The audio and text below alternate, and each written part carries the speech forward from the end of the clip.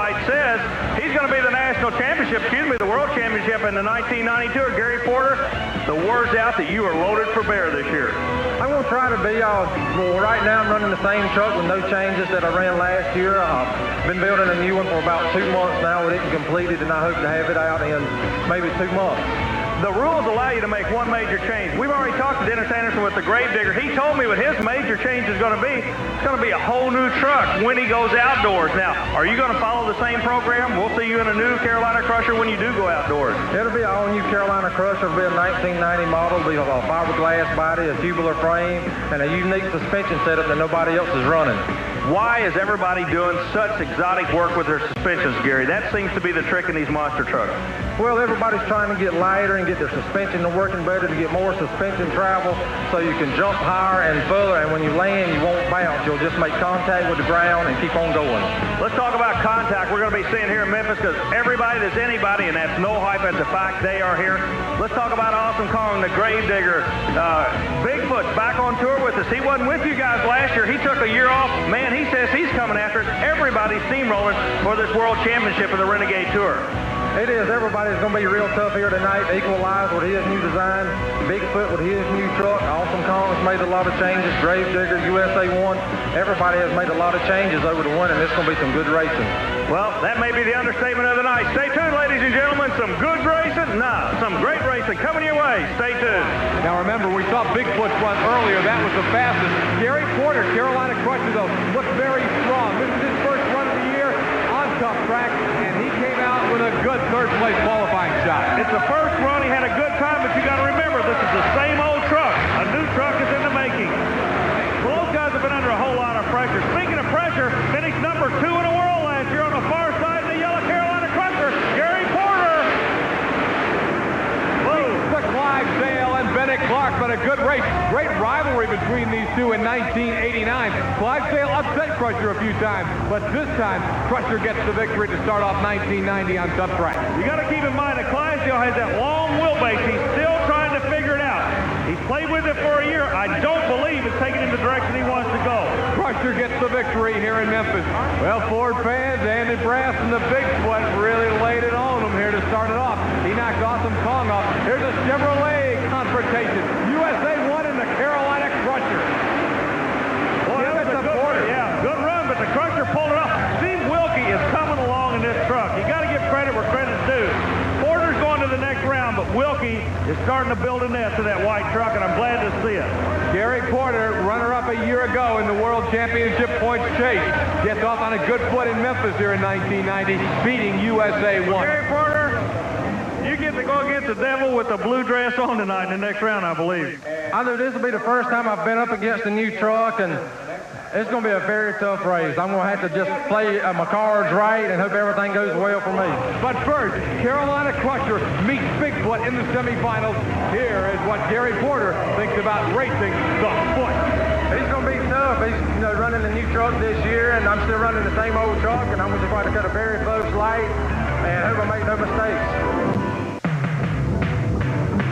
Tough track with the TNT Monster Truck Challenge in Memphis, Tennessee. The semifinals look like an all-star showdown. Bigfoot and Carolina Crusher go head-to-head. The winner goes to the final against the winner of this matchup, King Crunch and Equalizer. Wow, that's the final four, and we're about to see him in action. The Bigfoot Ford, the Carolina Crusher Chevrolet, Andy Brass, St. Louis, Missouri, and Bigfoot. Gary Porter, Wadesboro, North Carolina, in the Crusher. All you Bigfoot fans, I want you to notice something about your truck. Look at the yellow and the red stripes. That's the indication it is a Bigfoot racing truck. It's different than the other Bigfoot. This was built specifically for racing. Let's see how good it is. It is awfully good, Scott. Oh, my! Andy Brass lays down a shot and puts Crusher away impressively. And I'm going to tell you, Andy Brass is trying to make a statement. He's got some of these guys a little shaky. He's wanting to put it in their mind right now. Hey, I can't be beat. I can't be beat. We're going to take a look at the winner from a week ago in the Mid-South Coliseum, qualifying this week on Tough Tracks. That's the Equalizer. But we'll get a real indication of what things are going to do today as he qualifies against Gary Porter's Carolina Crusher. David Morris in the Equalizer to qualify against Porter here. Scott, this should be a real indication of what we're going to be seeing later. Morris has told us he will not run the truck that hard in qualifying, save it for the final, but look at this. Under 4 seconds to 3:92. That's quick. Bennett Clark behind the wheel of the Clydesdale Chevrolet out of Canton, Georgia, Powder Springs, Georgia area against Gary Porter's Carolina Crusher from Wadesboro, North Carolina. Well, Porter lines up in the lane that he wants to. He had quicker qualifying time. That'll give him lane choice. However, Bennett Clark is one of these guys who's waiting for him to blossom, and it could be on this run. Clark can definitely lay one down for him, but he doesn't do it consistently. Crusher knows it. He knows he can't cut him any slack. Let's see what's going to happen. Clark got a good line on him. Let me see it. Oh, barely. Crusher barely came back on him, Scott. It was a good start by Bennett Clark, but Gary Porter gets the victory in the Carolina Crusher. We're going to watch it one more time as Gary Porter on the left of your screen actually left the starting line a little behind, but picked up the victory, crushing the cars. Porter wins it. He's with Army, right? Talk about the next round. The truck looking okay? Everything ready to come back and do battle with these guys?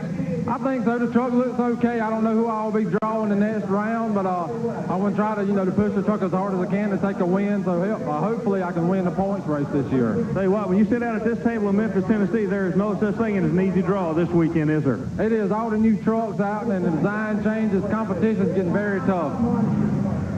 The defending world champion out of the Nashville, Tennessee area, Equalizer, and David Morris driving for Supreme truck builder Gary Cook against Gary Porter's Carolina Crusher. Porter really in a position of just trying to hang in there until his new truck is ready. Okay, now Porter's got a problem that the Equalizer will not have. Equalizer does not have a windshield. Porter does have a windshield. He came from outside where it's cool inside. He may not be able to see as good as the Equalizer truck, and believe me, when you're running at another guy's wall, a 13,000-pound truck, you want to be able to see. Yeah, see the windshield? He can't see out very good at all, Scott. Here we go. It's Gary Porter's Carolina Crusher, David Morris, and the Equalizer. Watch for the green light. That was a good monster truck race. I don't know who won it, but it was a good race. Equalizer is the word we get. David Morris by just about a half a wheel length. So Gary Porter, knowing his truck outdated, is hanging in there, but it's not quite enough to knock off the defending world champion. One more time, the win to David Morris and the Equalizer. Still go to the semifinal. But Army, you've got to be impressed with the Gary Porter Carolina Crusher operation, hanging in there with the Equalizer. When he gets that new truck ready, he'll again be ready to challenge for victory. We're going to begin taking a look at highlights from the qualifying round, Army, and let's go first to Gary Porter's Carolina Crusher. Gary Porter, of course, getting off to a late start, but has quickly been amassing some points, and I'm sure as things begin to even out over the winter, we'll see that Crusher name moving ever onward up the ladder. Well, that's definitely going to be the case. So far, because of the quick times between Bigfoot and Equalizer, they've kind of dominated the spotlight. But right behind the spotlight in the shadows is this truck. Tough track with the superstars of monster truck racing in Memphis, Tennessee.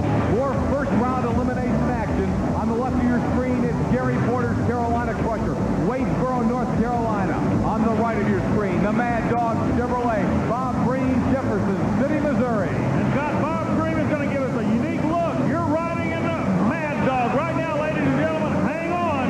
The boy from Missouri is going to take you for a ride in Memphis, Tennessee. Side by side with the Carolina Crusher. And the win goes to Gary Porter and the Carolina Crusher. Let's take a look at how Bobby Breen saw this race against Crusher from the angle. Now you're in the cockpit with Bob Breen and Mad Dog. Okay, he goes over to jump. Now he's in the air. Bam! What a landing. These guys really take a beating, Scott. And you can see how they lose sight of the end of the course when they hit those cars and go up. Outstanding camera shot. We know half of our semifinalists, Bigfoot and USA 1. We're about to determine the other two. Carolina Crusher and the Outlaw in the quarterfinal matchup. Then Wild Hair will meet Equalizer. Now the Outlaw Ford is just now making it to the start line. We know he's been having problems. We obviously know it's a crippled Outlaw against Crusher. Yeah, he's crippled, but it's like sitting on 8 little bombs full of gasoline in that Outlaw. That driver's sitting right on top of the engine. He gets a good ride. No! Carolina Crusher, but the old Outlaw, he didn't roll over, did he, Scott? No, he went for it and gave it everything he had. Mike Wine's Outlaw, despite the problems, remaining competitive with the Chevrolet of Gary Porter. There There you see the run once again, and Outlaw didn't back out one iota. But Crusher able to win. And Gary Porter, despite a truck that frankly is becoming antiquated when you consider the state of the art, he continues to run and run well. In 1989, Equalizer won the World Championship. The rookie, David Morris, got the job done. The man who was the most disappointed of all, this racing veteran, Gary Porter from the Carolina Crusher, who's accomplished an awful lot in his career, but wants nothing more than the TNT World Championship. He knows he's got to beat this truck and Bigfoot to get it. The truck he has to beat is a rebuilt, a new, an updated version of the Equalizer. The Carolina Crusher we're looking at right now is the same Carolina Crusher we saw last year. Technology, you got to pull for the red truck. Just odds-on favorites, you got to pull for the yellow truck. Who's it going to be? Both of them, Chevrolet's got their green. A good lead by both trucks and a bad bounce by the Crusher gives the win to the Equalizer. That was a suspension race, Army Armstrong. Exactly, Scott. Indeed, when Carolina Crusher topped that hill, it was the bounce. David Morris was very smooth. Here it is, Army. Now let's watch it. As he comes over, there it is like a trampoline. Sends him straight up. We're back at the Houston Astrodome for the TNT All-American, and we're ready for the monster trucks.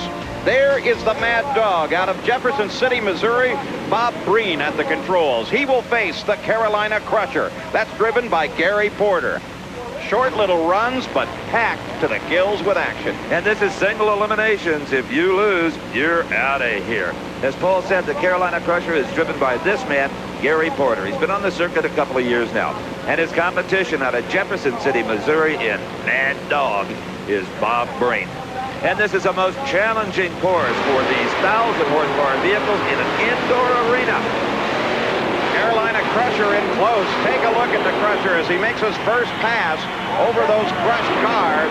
Now the Crusher and Mad Dog are even on the far turn. This is a good run. Crusher in the near line. Mad Dog has an advantage coming to the cars. The Crusher, though, comes across the line first. But Mad Dog can't get stopped, and he tags one of the grooming tractors. And does some substantial damage to the tractor and got the attention of the operator, we might add. And I think, Paul, here we can see why Mad Dog could not get it stopped. They broke a front differential, the parts and pieces laying everywhere. But again, no injury to the man on that tractor. We take a look at this run one more time. Look at the Crusher. Look how high they get up in the air, come down, crush even more of those cars that are lined up as an obstacle. Now here in the second view, this is as they're coming back. And you can see at this point, the Mad Dog had an advantage, but the Crusher got a better launch. Went a little further and a little faster. Indeed, and won it by just a matter of a couple of feet. That turn down at the far end of the course, Paul, I think we'll see as the evening goes on. The driver that can best negotiate that hairpin is going to be the winner here tonight when it's all said and done. Well, the two of them got together. Let's take a look at this replay angle, because there was Mad Dog coming over to the right while the Crusher tried to roll over to the left. They tagged the rear wheels there, and that may have been the impact that sent the Mad Dog on into the tractor. Gary, it doesn't get much wilder than that. It doesn't allow us, we're going for it, you know, we're not letting up one bit. And when I come off the second set of cars, the truck bounced up on the left side, and I was worried more about keeping it from turning over than where Mad Dog was at. We sort of collided there at the end. Well, he got over here and caught one of the work tractors, but you fortunately were in the right lane not to have to hit anything. That's about as good as it gets in the Astrodome. It is. That's some real good racing down here in Houston. Good luck to you. Okay, thank you. Now watch this, Paul. Maybe even harder than driving one of these trucks is getting into it. You got to climb way up there. You remember one year we got ladders so that I could interview some of the folks? Ready in the Houston Astrodome for the semifinals of the monster trucks. The Equalizer sits over in the far lane. The Carolina Crusher here on the near side. This should be a really terrific matchup. That's right. In round number 2, we saw earlier both drivers, both trucks perform flawlessly. Gary Porter in the Carolina Crusher. It'll be David Morris in the Equalizer. The revs begin to come up now as the Equalizer finds the starting position that he wants, rolls back and then forward. As the competition becomes more equal, the start becomes more important. We have seen 2 races so far tonight where the start paid off at the finish with a victory. Carolina Crusher dropping it down in gear. They use automatic transmissions in these trucks. At one time, they were fairly simple to drive. You kind of took off in a straight line and crushed some cars, and the promoter gave you some money, and you went to the next place. You got to be a real race truck driver now to get the job done. Equalizer got a great start there. The Crusher drifted out toward the line, but he got it under control. The rear wheel steer, so important on this tight course here at the Astrodome. And the Crusher now begins to pull away. Something went wrong, I think, on the Equalizer. The Crusher takes the win and goes to the final.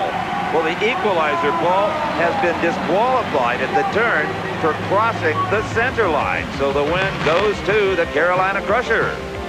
Let's take a look at that again. The Equalizer up in the air with a nice start, a nice hole shot, came down a little askew. Boy, he took a whale of a bounce there. Now they're coming to the turn at the far end. And take a look at the Equalizer on the left-hand side of your screen as he comes over, and yep, you bet you're right, Steve. He got across that line, and when you do that, the game is over. The Carolina Crusher's the winner. Now here, though, take a look at the Carolina Crusher, because as he comes to the final jump, way up in the air, of course, at this point, he doesn't know that the Equalizer is already disqualified. But that is a textbook leap to the finish line, and it lands flat. Not nose down, not tail down, and that's exactly what it takes to have a good competitive run. And Gary Porter just gave everybody a driving lesson there. Well, Gary, it gets better, and it gets better, and it gets better, and you're going to the finals here at the Astrodome. It is. I've been chasing Equalizer all last year. He beat me in the points, and I'm going for him this year. I'm going to try to win the points championship, put him away. Good, smooth start. Seemed like the truck stayed right in place over the cars. A great hit there coming back to the finish line. Just a good, consistent run. It seems to be, the truck seems to be cornering good and everything. Coming off the second set of cars, I'm bouncing a little bit, but the race is over, so who cares? Welcome back to the Houston Astrodome. I'm Paul Page with Steve Evans. We're here for the final round of the monster trucks now at the TNT All-American. The Carolina Crusher in the near lane. Over on the far side is King Crunch. Scott Stevens versus Gary Porter.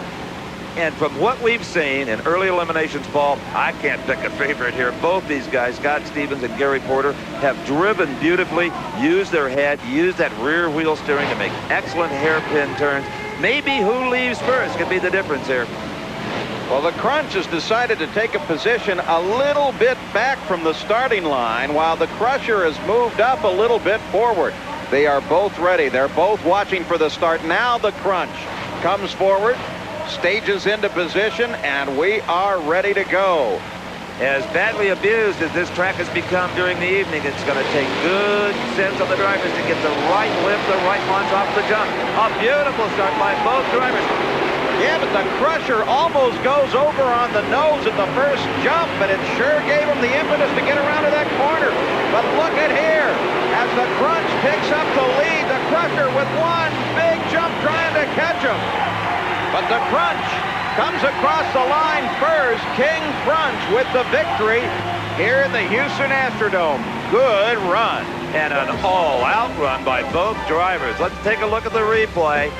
Even though the Crusher here landed on all four, it got tipped up on its nose. Gary Porter had to be scared to death at that point, and we thought maybe he was completely out of it, but that was not to be. Gary Porter stayed right with it. Another beautiful jump coming back. Again, landing a bit on the nose, but he does a fine job of driving. Now it wants to rear up and go over backwards. This man really had his hands full, Gary Porter. He did everything he could to beat the blue truck on the right side of your frame, driven by Scott Stevens. And here we can see the margin of victory for Stevens. He was across the line as his competitor was still flying through the air. Yeah, but Steve, I'm not so sure of the result. Look at this. The officials having some kind of conversation with Scott Stevens. The gist of that conversation, Paul, seems to be that Stevens is being disqualified. Something about cutting the corner. Well, we can take a look at the corner here on this replay.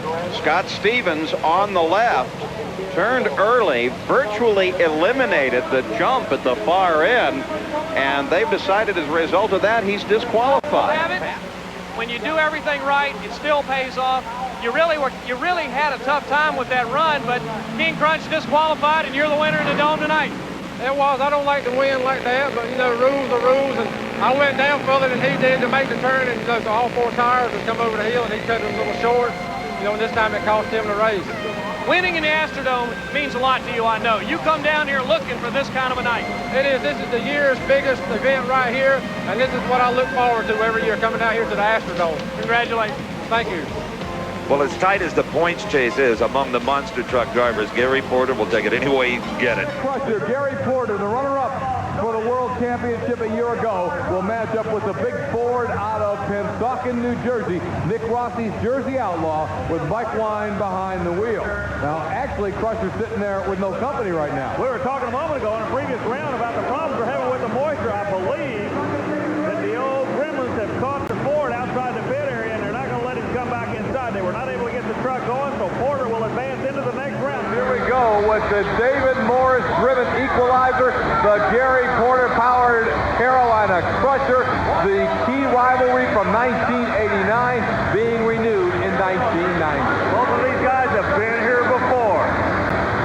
Watch for that green light. It'll be showtime when it hits. The Suspension's going to win it, Scott. Both sides roll over the first hill. Oh, look at the air. Equalizer gets the win. The right lane is going to give us problems before the night's over, Scott. It's spooky over there. David Morris and the equalizer getting the victory one more time right at you. Morris gets the win. Look at the kick he got off the car. A brand new Wild Hair. Marvin says it's the paint job of the 90s, and he intends to get the truck of the 90s. Marvin Smith and the Wild Hair Chevrolet. His opponent, we talk about light trucks, about trucks that break, maybe the most durable truck on the circuit, Gary Porter's Carolina Crusher. You know, we've been keeping an eye on Porter. Now, this is last year's truck. Gary Porter has teamed up with Pro Shock Absorbers out of Atlanta, Georgia. And you know those people, Scott, through motorsports. They're chassis experts. They're teaming up with Porter to build a new truck when we go outdoors in 1990.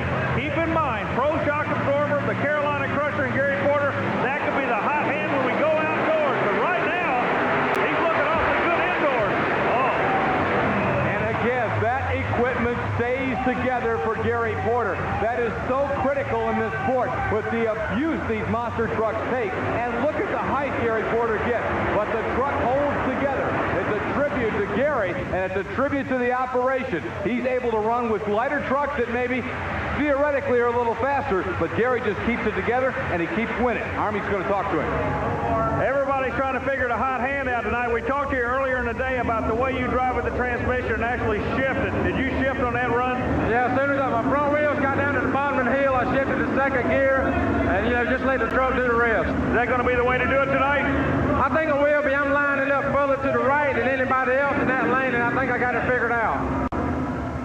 Well, there's Gary Porter in the Chevrolet Carolina Crusher. Gary Porter's Carolina Crusher. One guy who is looking forward to this race and this day in Roanoke, because I think Gary figures he's got the field covered. Everybody else is breaking, and the Crusher keeps on ticking. Scott, this is almost like looking at a mirror. These two guys ran earlier. They come back with a brake room. The previous run was the same way with the same result. Below up in the air. The Porter's getting with that Carolina Crusher. Easily winning over Marvin Smith's Wild Hair. Gary Porter and Carolina Crusher storms his way into the final four with that lead. And a big bounce at the end, but Gary able to pull it back in.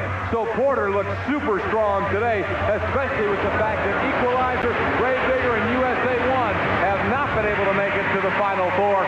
Porter is looking good, and Gary acknowledging the cheers of the crowd as he comes out of the Carolina Crusher. Army's going to talk to him. Gary Porter, it's about like you like it. The odds are 4-1. This is you. I hope it is. I've been due for a win for a while, and I hope I can take it tonight. You're taking a real weird bounce, and it looks like to me you're almost going to get into the wall because you've got to throttle that truck as soon as you hit to keep it on the ground, don't you? It is. I've been lining up to the right of the lane, and this time I went a little bit further to the right, and I think I went a little bit too far, and I'll be bringing it back to the left a little bit. We'll be right back with the TNT All-American Pulling Series in Atlanta, Georgia. In the semifinal. Keep an eye on the Carolina Crusher. Like we told you, he's learning an old truck. Oh, he's driving so different than anybody else. He's just flat Yeah. The laws of physics say that you should stay to the car. Yeah, but he just watch it right here. He gasses it and just flies. Normally, when you're that high in the air, the guy you're going against a mile an hour and pulling you, it's not working here. He's going to the final. That's what it's all about. The Carolina Crusher not only is fast, but he's strong and holding together. And on this round of racing in Roanoke, Virginia, it is that durability that, as much as anything, is going to put the Crusher into the Monster Smash. Ladies and gentlemen, boys and girls, it's time for the Monster Smash.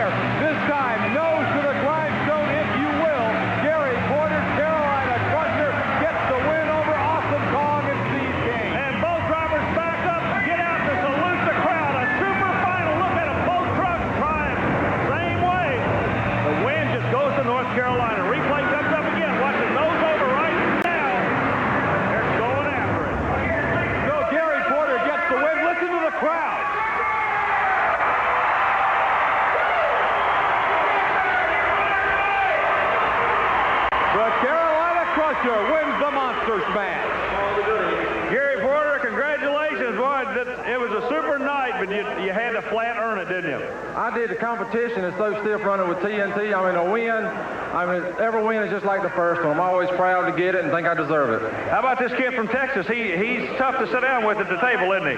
He is. That's the hardest. I drove the truck all night, and when it come up on the front wheels, I was worried there for a second. I thought it might go on over to him, but I just kept, the power to it and didn't hit the brakes.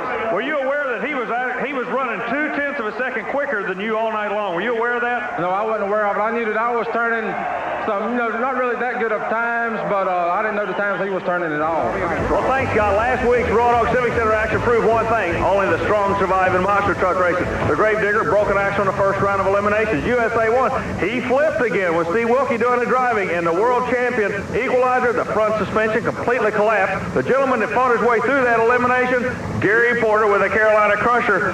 Last week they broke. This week they're coming after you with blood in their eyes, Gary. I know surviving and keeping your truck together, that's 75% of the race, and you have to keep your equipment up, and by them breaking and having some bad luck, it really helped me to take the win. Well, that's the action we're going to be watching with the monster trucks right now, Chris. Another of the walking wounded, Dennis Anderson's Gravedigger, will race with rear-wheel drive only as he takes on Gary Porter's Carolina Crusher.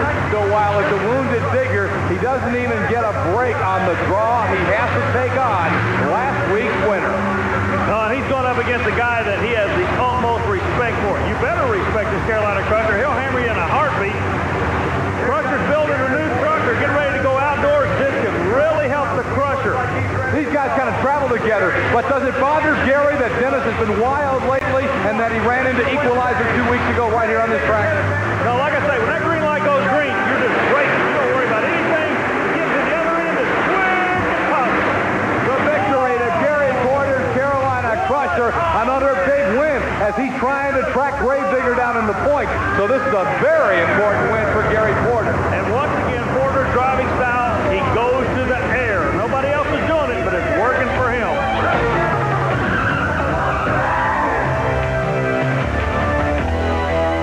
And there he is, Gary Porter and the Carolina Crusher. Now, he's used to having to go to war with the Equalizer, but normally David Morris is the driver. Now it's Mike Wine. Morris, as we documented earlier, has walked away from Gary Cook and the Equalizer. And I think Porter's got a definite advantage. No matter who wins this round of eliminations, the Equalizer is going to be the big winner because he's picking up points. And he's running him hard. Now, Gary Porter had to go real hard right there just to stay ahead of Wine, and that was only the second time Mike Wine has driven the truck. They both lead side by side. It's a good run, Scott. But look at the air. Gary Porter is doing something different. I can't figure it out. Porter just jumping out of the Carolina Crusher. Seem to be having some problems there, Gary. Hey, the radiator's got a little leak in it. I'm losing a lot of water. The truck's running warm on me, and plus I have a bearing going bad in the transfer case, and I'm trying to get outside as fast as I can to check over everything to hope I can come back. We'll let you get back to work. Okay, thank you. We're seeing some of the best. We've got the final set for one. Who's going to be the other one? We're going to find out right now. Well, I can't get over Wilkie with 10 more feet. He might have beat Kong. He was coming on. Here's Carolina Crusher, the truck that has held together so well and has been able to remain consistent while the others break. He's having some trouble. Again, he skies it. He goes to the final. Nobody else can do that. Despite his overheating problems, he keeps it cool enough to beat Bobby Brain and the Mad Dog. Look at the air. Look at the air for that Carolina Crusher. Just a huge leap, and again, all that air almost cost him because Mad Dog was staying low and going hard. Still, Gary Porter gets the victory over the Mad Dog.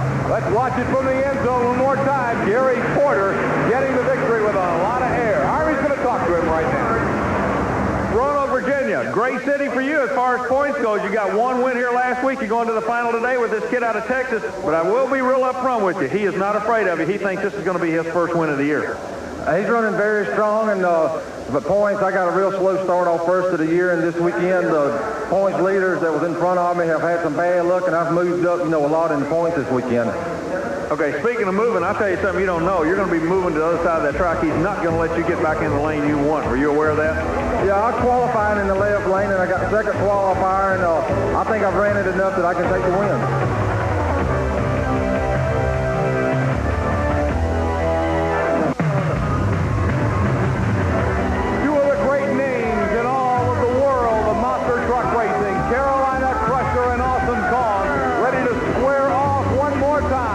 The Monsters Bash Final in Roanoke, Virginia. Let's see who's going to get it done.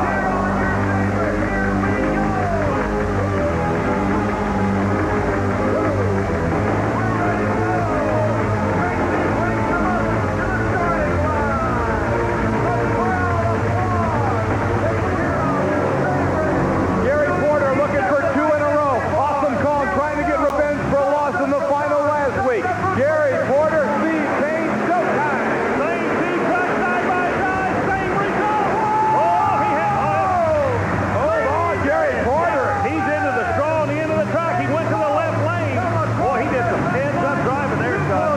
Same thing as a week ago. Once he got over in the left lane, instead of getting a lot of air, he got the nose on the grindstone and powered to the win. Ladies and gentlemen, please a big round of applause for both. What a win.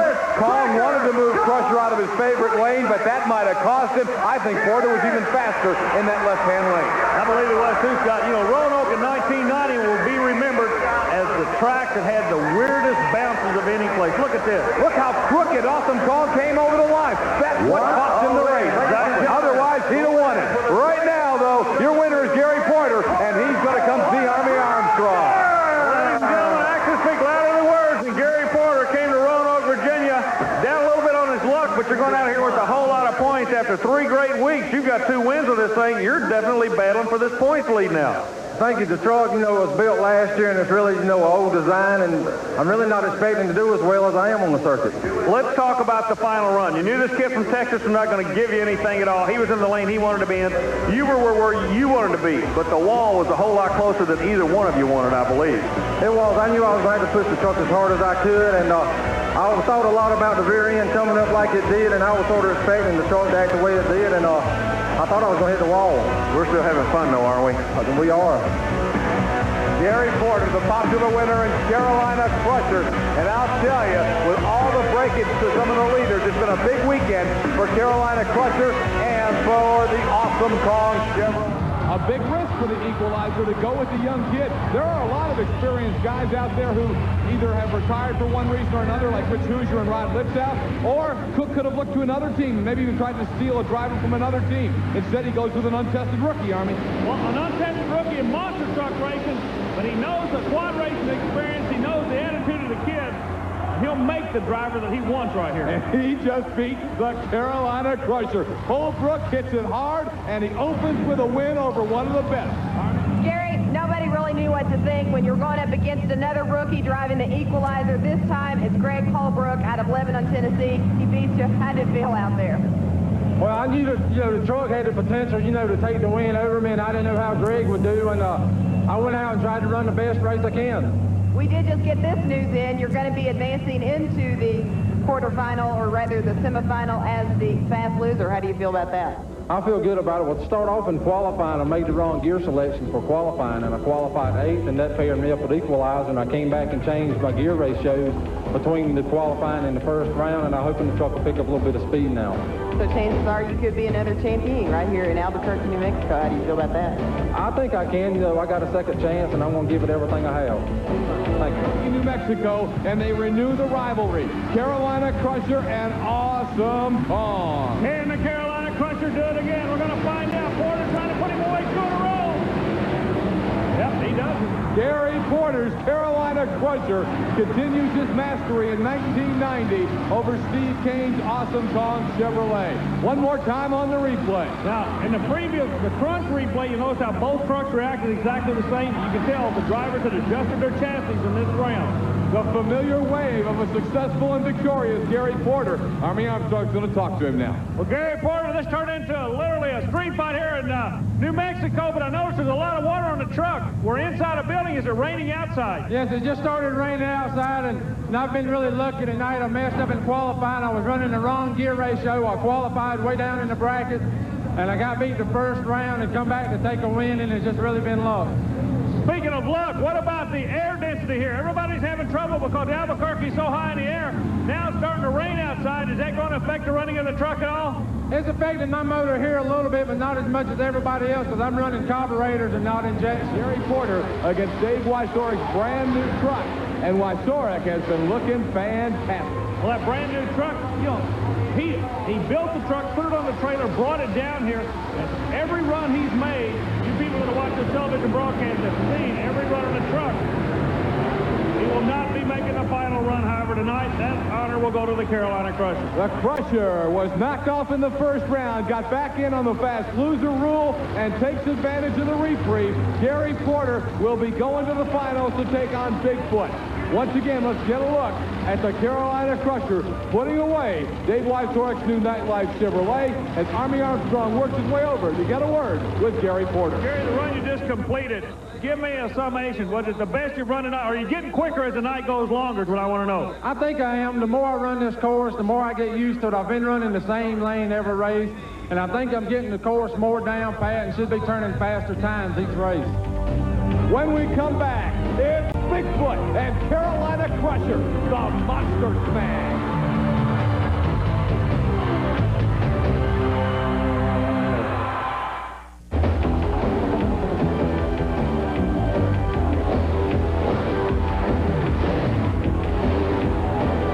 They're going crazy in Albuquerque here on Tough Tracks. Crazy for the Monster Smash final. Here it comes.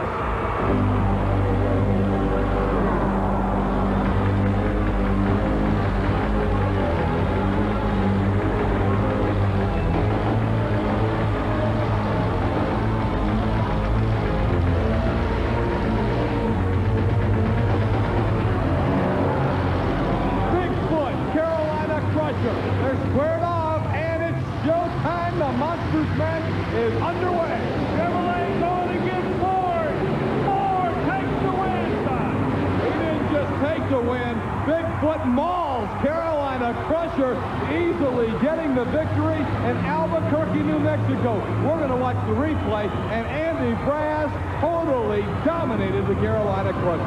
We'll keep talking about the new chassis. I want you to notice how smooth Bigfoot lands. That's what makes it work so well. Here's Chris. Gary Porter in first round competition, knocked off, comes back as the fast qualifier. He's now the runner-up to Bigfoot. Not a bad night. No, it's not. All I can say is luck. I had the wrong gear selection in qualifying and slowed me down. I qualified, bad, and I paired up with equalizer, and he beat me, and I come back as the fastest loser, and it's just been luck for me tonight. Speaking of problems, this guy had a thick of them. It's Steve Wilkie and the USA 1 Chevrolet. He has to go up against Gary Porter's Carolina Crusher right out of the chute, the Chevy's hook up. Both of these drivers are up in the points race. Neither one is going to give an inch to the other one. And it is, you can feel the tension. Look at this. Porter, a good little hole shot and may pay dividends. No, I don't know. I can't tell, Scott. Tight battle. Now remember last week, it was Porter losing losing in the first round, but coming back to make it to the finals, he's going to have to get in on the fast loser rule again this week because Wilkie gets the victory in USA 1. Yeah, but look at the shutout on this race. You talk about some heads-up driving. Porter has to bail out to the left when he hits the finish line. Wilkie knows to spread out the building, pedal to the middle. Here's vying between the Digger, Carolina Crusher, and the Wild Hair, the old stopper truck with Marvin Smith. And there, just what we're talking about, Anderson is broke. He's dead at the line. But look at the run goes on. A Carolina Crusher going real strong. Scott, I've got a problem with something that's happening here. These guys are running right to the end of this building. I cannot believe they're running that hard on this end, but on your end, it looks like the Gravedigger is broken again. Transmission is going to kill him. Look at the times, though. These guys are getting quick. 6:09 for the Crusher. He could definitely be tough before the night's over. Our next matchup in the first round, it's Bennett Clark and the Clydesdale Chevrolet. Carolina Crusher is also there. They're waiting on Bad News. Bad News and Norman Myers out of Oklahoma apparently had some problems after qualifying. We may just end up with 2 trucks in this race. That's a strong possibility. Again, the heat factor. They qualified. They immediately came back after qualifying, going to the first round. That's where we are right now. The Clydesdale going against the Crusher. Both of them should be able to come back. Now, Gary Porter did something. Watch the shutdown. Hey, man, everybody's aiming for that door at the end. Porter got a lot of air. The truck in front of him did not. The trick tonight could be staying close to the track, Scott. Trick tonight may also be being in that center lane where you're less afraid to go for it because you know you can shoot straight out the door. There you see Gary Porter. A lot of air. Now watch the bounce when they come down. This clay is really packing hard. Gary Porter in the Carolina Crusher getting the win. Army's with Porter. Let's go over and get that interview right now. Gary, everybody's having all kind of problems, either heat or with their jetting. What's the big problem out here? It is, well, my problem is the heat. You know, we're pitting a long ways off, and by the time I get to the line, the truck's already up to about 170 degrees, and by the time I get to the finish line, it's right at 200. What about the air density out here? This is kind of a unique building. We're inside, but we're outside. Do you jet the engine different for that? Well, the air difference, you know, it really doesn't bother me that much, you know, with carburetors. But I hope to go ahead and take the win and be the first one to win a race with 3 monster trucks running side by side. No, you're still in the middle of it. We'll see you in that next round. Okay, thank you. Gary Porter now goes back to get ready for the quarterfinal round, but we've got more first-round racing on tap when we come back. The Major League in Monster Truck Racing. Tough Tracks brings it to you, the DNT Monster Truck Challenge. You know, you talk about the Major League. I mean, in this quarterfinal round, we have 3 Major League heavyweights. It'll be the Equalizer, the defending world champion. He'll be in the middle. To his left, as he looks at it, to our right as we face the screen, it's the runner-up for the World Championship a year ago. That's the Carolina Crusher. And then the top contender for this year's World Championship, Scott Stevens and the Auto Value King Crunch. Boy, they go head-to-head here. Boy, you got a 3-truck throwdown right here. The winner of this race could very easily win. We got one already out the middle. Will not work. Scott Stevens from Texas found some horsepower he's needed bad, and he's going to win. Porter should come back along with the Auto Value. The Equalizer might be out of this thing, Scott. He is out. He didn't make a run. That's going to be it. Stick a fork in the Equalizer for the night. He's done. And we're going to see where that leaves the points at the end of the night. This action in Texas Stadium really shaking things up in the World Championship points racing here is all 3 winners will come back. Now you can't lose anymore. Up to now, you've been okay as long as you ran fast, Army. But now it's win or go home. Yeah, in the past, you had a 1-truck cushion that gets you in the next round. Those days are over. You win, you come back, you go to the final. You lose, you go outside on a trailer. We got a Ford lining up close to Cameron the Outlaw. He's out of New Jersey. Chevrolet in the middle out of North Carolina. Georgia Chevrolet on the far side. Blue smoke coming out of the Ford. Winner comes back to go to the final. Scott, you take the call. Crusher probably the favorite here, but let's see what the Outlaw and Clydesdale have for it. They hit the second set. Crusher with the lead, but look at the Outlaw. Whoa, Mike Wine was coming on like a bear on the other end. He's having trouble shutting down. He got it. The Outlaw with a huge upset, knocking off the Carolina Crusher. Nick Rossi has got to be in ecstasy. The builder of this truck, brand new, and look at it, it's going to make it to the finals. He beats Carolina Crusher, no doubt about it. Watch it right here at the finish line, a full wheel length. The win goes to Mike Wine, the Jersey Outlaw Ford. There's the word from Steve Wilkie, and I'll tell you, the rivalry between USA 1 and Bigfoot renewed now. But again, that's the Bigfoot Ford truck with John Payant, and he did a masterful piece of driving to avoid a collision at the end of that run. But hey, Wilkie is flat-footing it on the edge. All right, next qualifying, the lady out of Arizona in the truck closest to you. That's Arlene Ed. She's in the Fanatic. Carolina Crusher in the middle and the Tough Enough Ford on the far side. Look at the little lady. She's hanging on, sitting in the number 2 spot. Carolina Crusher takes the win. But she was right there hammering on that door. And again, this is qualifying, and she did a marvelous job of sticking with the Carolina Crusher. This lady, look at that time for Arlene Ed at 6.42. She's a good monster truck driver. Carolina Crusher, though, the fastest of that trio with a 6.36 time. Okay, here we go. Side by side, 3 at a time. First round of competition. Most of these trucks will advance into the quarterfinals. All the trucks leave side by side. Chevrolet on the middle lane, Chevrolet in the left lane. Chevrolet's going to take the win, and both drivers get them shut out. But Wilkie again. Well, Wilkie's taking the USA 1 to the limits. He didn't stop. He just motored out the door. I don't know. I didn't see, and Steve may come over and hit me after I say this, I didn't see the same aggressive Steve Wilkie that we saw in the qualifying one. Let's watch it on the replay, Arnold.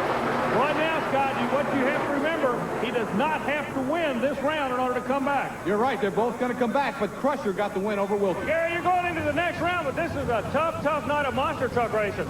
It is. It's very tough. You know, all the big name trucks are here in the competition is really getting tough this year. And qualifying, you know, we had a couple of accidents, and I really didn't like the lane I was qualifying in, so I just sort of laid back and thought I'd come back in competition, eliminations, and give it 100%. You think this might be a night where the smooth truck is going to win, not necessarily the fast truck? The fast truck will get in trouble? I think it can on this course right here. We get a good bit of air, and a real fast truck, you know, could get in trouble. And it's going to be USA 1 going at it with Carolina Crusher. Hey, Scott, something that's going on here, though. Andy Brass, the driver of Bigfoot 8, is trying to help Austin Collins on the far side. He was trying to help him. Now we go back to the race, and Wilkie muscles that USA 1 bad bounce. Bad bounce again, and Wilkie's in trouble. This time it's a junk car that finally stops the True Value USA 1. Man, oh man, this guy is just putting run after run together. He avenges his first round loss to the Crusher, and this time, I am not going to say Steve Wilkie looked gun shy. He went full tilt. Yeah, that was a full boogaloo double throwdown wall slapper right there. Look at this. I got 10-1. You can't say that again. You're right. Here's Chris Chapman with Gary Porter. Gary Porter, a very tight race out there. How did it feel?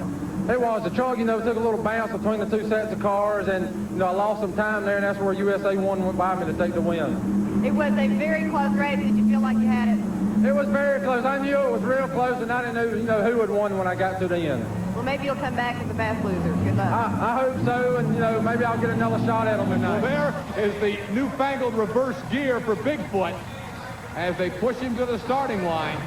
And John Payant will try to put the big Ford into the Monster Smash final. To do it, though, he's going to have to beat 2 bad Chevys. Bob Chandler himself was out helping a truck. Now look at the lineup. Gary Porter out of North Carolina, the Carolina Crusher, Chevrolet. Then you got Bigfoot sitting in the middle with Pine doing the driving, the new rookie driver for Chandler's operation, and the privateer out of Nebraska, the nightlife of Dave Wysorek. Anybody can win, but the winner does go to the final. Scott, you take the call. Here we go, 3 at a time, showtime. Nightlife got a good start. They're even to the second set. It's Dave Wysorek and the Nightlife Chevrolet. The privateer. He does it. Dave Wysorek will move in to the Monster Smash final against the Equalizer, the defending world champion, and the defending champion here in Texas Stadium, the Master of Disaster, and he won it on the second set. Got all 3 of them look like a precision flying machine coming across those cars. Isn't that beautiful? Qualifying action continues for the TNT Monster Trucks on their most demanding course of the year, the Figure 8 course at Louisville Motor Speedway in Louisville, Kentucky. The Auto Value King Crunch Special, that's Scott Stevens closest to you, the Carolina Crusher, and Gary Porter has the inside right now. Coming to the first jump, Crusher has the edge, but here's where Crunch has all the momentum. Right now, with Gary Porter, expertise is going to pay off. He's over the first set of cars smooth. All he's got to do is make one long left turn and get some good air. Look for we might be seeing a quick qualifying time. Stevens starts to make the move on the inside, Scott. Here they come, the final jump, and then they'll cross the finish line. Carolina Crusher and the Auto Value King Crunch.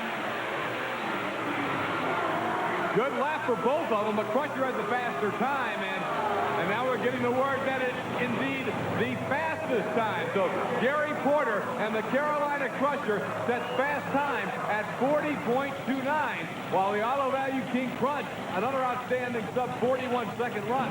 The TNT Monster Trucks on tough tracks back at Louisville Motor Speedway's Figure 8 course, and the Carolina Crusher, the big Chevrolet, taking on another Chevy, the new Chevy, known as Micro Machine, and that's the John Breen built truck driven by Kurt Fisher. Gary Porter ready to go with the Crusher, and Army Armstrong ought to be a good matchup of two very tough Chevrolets. You got two tough Chevrolets, but you got the old and the new. The old, the Carolina Crusher. Gary Porter, been around a long time. He knows the truck inside and out. He'll be working the inside lane for the first half. The new is the Micro Machine. Now, Fisher is he's not used enough to the truck. You can tell, look where he's lining up.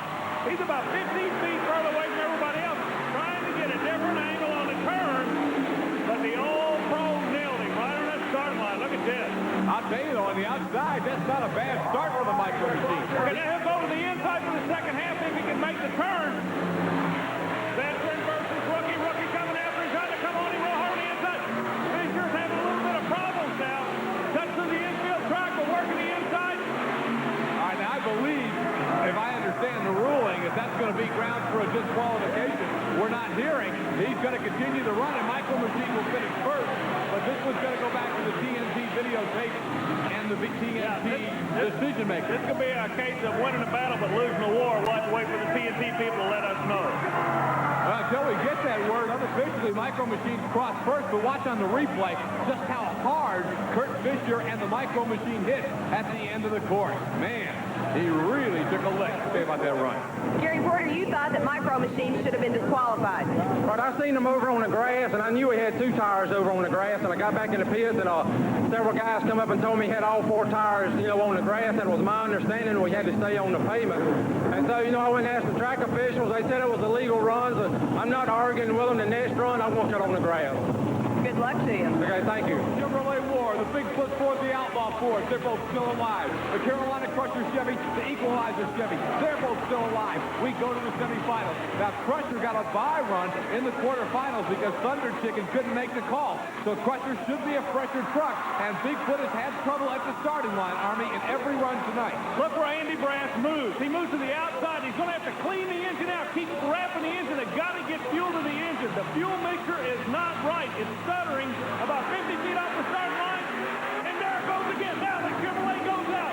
Gary Porter is going to go for everything he knows he's worth, because when Bigfoot does come alive, here he comes. He's going after the Chevrolet right now. But he's almost a half lap down, Army. You can see Crusher has already finished the jump. He gets a little sand on his back wheel. Now Bigfoot bounces at the end, and Crusher is firmly in control. He's not a half lap anymore. Here comes Bigfoot working the inside. Andy Brass doing a great job. They're going to go to the jump side by side. Scott, Chevrolet, Ford. Who's it going to be? Bigfoot caught it. Unbelievable. And let's wait till they get the photo finished. But Army, I think Andy Brass won the race. Look at him in Louisville. They've gone nuts. Man, I'm about to go nuts down here. That was the best monster truck race I've ever seen. I don't know if Bigfoot won it. If he didn't, you got to give him the big heart of the night. He was beat right there, but he keeps coming and keeps coming, and he either pulled it out or barely lost. Gary Porter went barefoot with the switch. Let's see if it paid off. At the end, Bigfoot gave it all he had. Let's get a look at the angle here. Man, I think Bigfoot got him. Army Armstrong working his way over to Andy Brass and Gary Porter, but I think Bigfoot won. We're going to find out. Ladies and gentlemen, you had to see, I believe, the best monster truck race ever. You just saw it. Between the Carolina Crusher Chevrolet and the Bigfoot Ford. Andy Brass, it bobbled on you right on the starting line. Have any idea what happened? No, I don't. We've been having problems with that right off the line. All night tonight it's been bobbling on us. We fixed it one run, and then this run it acted up again. Well, by the crowd screaming, we just found out you're coming to the finals. You took the win. Gary, does that surprise you? It was a very close race. I knew I was going to push the truck really hard, and they're running against Andy, and right there at the end, I thought he did get me. He was right. You're going to see it right here, and there it is. By about the length of a wheel, Andy Brass and Bigfoot with probably, I don't think there's any doubt that no one in a monster truck race has ever come back from a bigger deficit. back with the superstars of monster truck racing right here on Tough Tracks. It's the TNT Monster Truck Challenge. We're qualifying on the figure 8 at Louisville Motor Speedway. Gary Porter's Carolina Crusher side by side with Kid Rarick's Thunder Chicken. Porter comes out working a low lane. Gary Porter is just a good driver. He doesn't look like he's working Chuck Harley at all, Scott. He's looking awfully strong. A good jump. Little bounce at the end, but he's in pretty good shape. This looks like a nice run for the Crusher. Again, the time to beat, though, is down around 33 seconds. Okay, now the Carolina Crusher, he learned something on that previous jump. He will adjust when he goes into the next round. He'll adjust that truck and try to get a different angle of jump right there. A little bit of a bounce cost him. What's the time, Scott? He needed to beat a 33.66 to take over fast time, and he's not able to do that, but it's a good time nonetheless. 35.29. That puts him second fastest at the moment in the Carolina Crusher. Bennett Clark struggling along, but the Clydesdale will keep on coming back. Hey, Scott, something that Scott Stevens said to me when he walked away, he said, Army, what I'm talking about intimidating, he said you can actually see the eyes of the spectators you go around this course, and that's affecting these drivers. They're aware that they're running towards the people. Again, though, it's not affected Andy Brass or Greg Holbrook, and they remain the guys to beat. But here are two trucks with a shot at him. Let's see who wins this race. Carolina Crusher against the Micro Machine. Maybe the most even matchup of the first round. One thing you notice is both trucks literally are attacking the track. Porter comes over first. Then the Micro Machine. No, he skies it. He's in trouble, Scott. Oh, he gets it down. Can he get it stopped off the wall? No, he's into the wall. The Carolina Crusher smacked the wall. Kurt Fisher and the Micro Machine is going to get an easy win, but it's a run that the folks at Louisville Motor Speedway will never forget. The wheel-standing Carolina Crusher. Man, we're seeing it all in Louisville, Kentucky. These people in Louisville, like I said, they bought a ticket. They're going to see a war. Gary Porter and Carolina Crusher. He's checking the truck. He's checking the wall. After just an unbelievable wheel stand. Here it is again. And watch him get up on the back wheel and stay there. Well, normally you got to throttle out. At this point, he's got to make a decision. Go or no go. Very wisely backs on the throttle.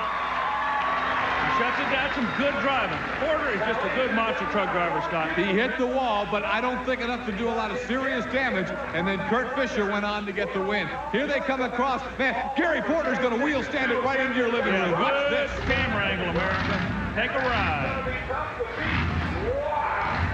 That's unbelievable. That is unbelievable. And the guy standing with a camera got a great shot. You got to remember, they bring back losers in this round. He could come back. We're going to find out. We're going to find out about the entire wild run in that wheel stand. And, you know, up in the air, he had to make a decision that goes against what he normally does. Normally, when you're in trouble, you throttle out. He had to break it and settle it down. Gary Porter, first of all, are you okay? I'm fine. I've never seen you do that. That had to be an eerie feeling. That was one of the wildest rides I've ever took in the truck. You know, I'm fine, the truck's fine. You know, I was wanting to stay in it as long as I could, and when the front end was up so high, I couldn't see exactly where I was going, and I knew I had to be getting close to the wall, so I let out of it and hit the brakes to bring it down, and I was right on the wall, and I couldn't stay out of it. Is there a chance that you might get to come back to a brake rule or a quick loser rule or something like that? Because these people in Louisville, Kentucky, son, they just fell in love with you on that run. I think I can. That's why I wanted to go ahead and finish the course in case, you know, a truck was to break or something, so I could still come back as a fast loser, hopefully. Does that give you any more confidence as a driver when you know you can go through something like that? I mean, do you believe in the truck more now? You believe in your ability as a driver more now? I really believe in the truck after hitting the wall that hard and was able to, you know, to crank it up and keep on and finish the course. Hopefully we'll see you in the next round later today. Okay, thank you. Here comes the two trucks that battled for the World Championship 1 year ago, side by side. The World Champion Equalizer and the defending runner-up for the World Championship, the Carolina Crusher. What you're looking at are two different ideas on suspension. The yellow truck, the older suspension, notice how much taller it is than the blue truck. The Equalizer with the rookie driver runs a lower profile, and it seems to work a whole lot better for this kid out of Tennessee. But the North Carolina driver is really making him work for it, Scott. Let's watch how the Crusher handles his course, because, Army, Gary Porter's not far from decision time. He's close to having a new truck ready, but he loves the way this old truck runs. I was interested in seeing how he's going to come over that jump out of the last round. Hey, look at this. Porter's going to the next round. The Equalizer blows the tire out. A blown tire sidelines the world champion, and Carolina Crushers in the Final Four. That will affect the World Championship point standing because Bigfoot is still alive. What a incredible story today. After skying, wheeling, and almost landing in the fence, Carolina Crusher comes back and will record a victory over the world champ. Let's see if we can see what, there it is. I guess it was that impact right there, or no, there. That's what blew the tire out on the equalizer. That second hard shot onto the asphalt at Louisville Motor Speedway.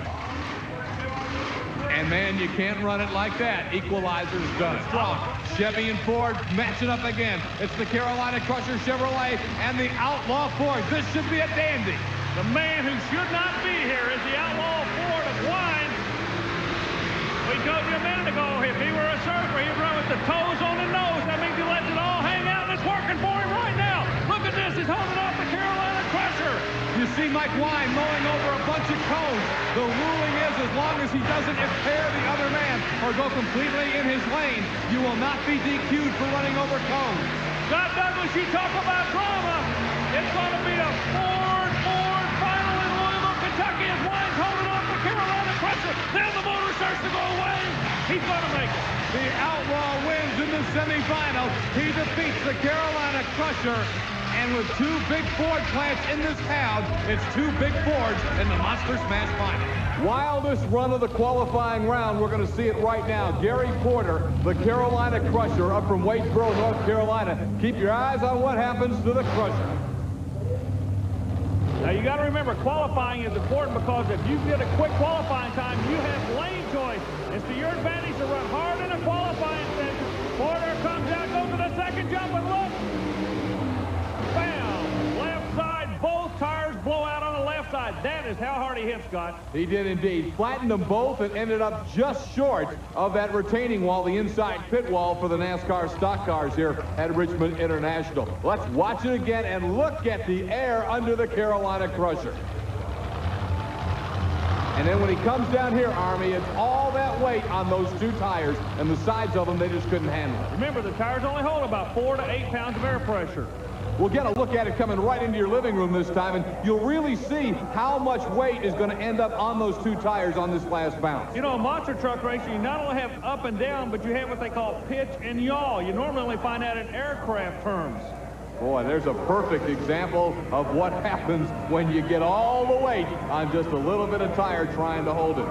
Lots of work still to be done now before Crusher can go racing. Let's go to Chris Chapman, who's standing by with Gary Porter, the Carolina Crusher. Gary, pretty rough ride for qualifying. Is everything all right? I think it will be. I went out and looked the course over before qualifying, and I adjusted the tire pressure where I thought it, should have been, and I guess my guess was wrong. I dropped my air pressure a little bit, so I'm going to have to put some more in it, so maybe I won't knock the tires off the rims again. Did it just take those two tires? Is that the only problems you had? Yes, I don't think it busted them. It just knocked them off the rim, broke the bead loose and bent a few shocks, and I think that's it. We'll let you get back to work. Okay, thank you.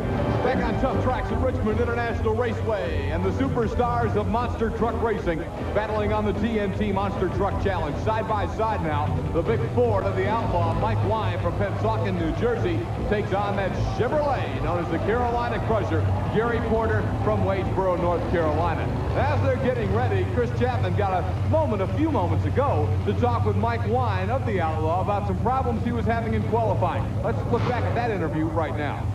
It broke the front U-joint and the front housing for the front U-joint, so I'll come back. I'm coming back in two-wheel drive, but I'll be back. Army two-wheel drive, explain what that'll do to the Outlaw. What it'll do, it makes it a lot more dangerous. I'm going to be real up front with you. If he gets in trouble, he didn't have the front wheels to pull him out. Gary Porter knows that, pushes him to the limit on the starting line. But look at the Outlaw. He's not rolling over.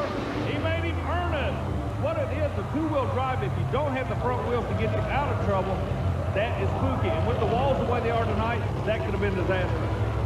Indeed, you can see how bad of a start Outlaw got because of those problems, and Crusher took full advantage. Gary Porter got it going right from the beginning and pulls out the victory by about a length over the Outlaw. Let's go back to the starting line, Scott. Who's coming up next? It'll be Wild Hair. Now, earlier, we said Wild Hair was disqualified, but actually he backed up and completed a legal run. They allowed him to complete the run under legal circumstances. He comes back as one of the fast losers against Carolina Crusher. Well, when you buy a ticket to a TNT event, these people want you to see side-by-side monster truck racing.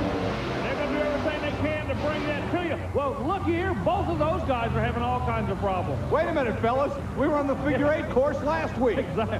My sentiments exactly. Wow. Wild Hair again ended up in the other lane, and then Crusher came over. Watch him, and watch especially the end of the runs. Crusher wins it easily, no doubt. Yeah, but Scott, remember, we keep talking about the walls. You can see it now. They're trying to get away from the walls, both of them. 4 of the top 5 in points from 1 year ago in the World Championship standings are in our Final 4 here. God, that just tells you how tough this TNT World Championship Series is. These guys are definitely going just for the jugular veins. They want to be the best monster truck in the world. The guy that can come out of here ahead is on the right side of your screen, but the guy's got to get past the All-Pro. Look for Porter to drill this kid on the starting line. Blue truck's been a little bit late on the start, trying to pull it back on the end. Porter knows it. He's got to hammer him hard right on the start when the lights go green. Here they come. Showtime. Holbrook leads pretty close to him, trying to pull it back on the other end. You call it, Scott. It looked like equalizer at the end, but we want to check the replay. It did look like equalizer got him at the end. Let's watch it from this angle, Army.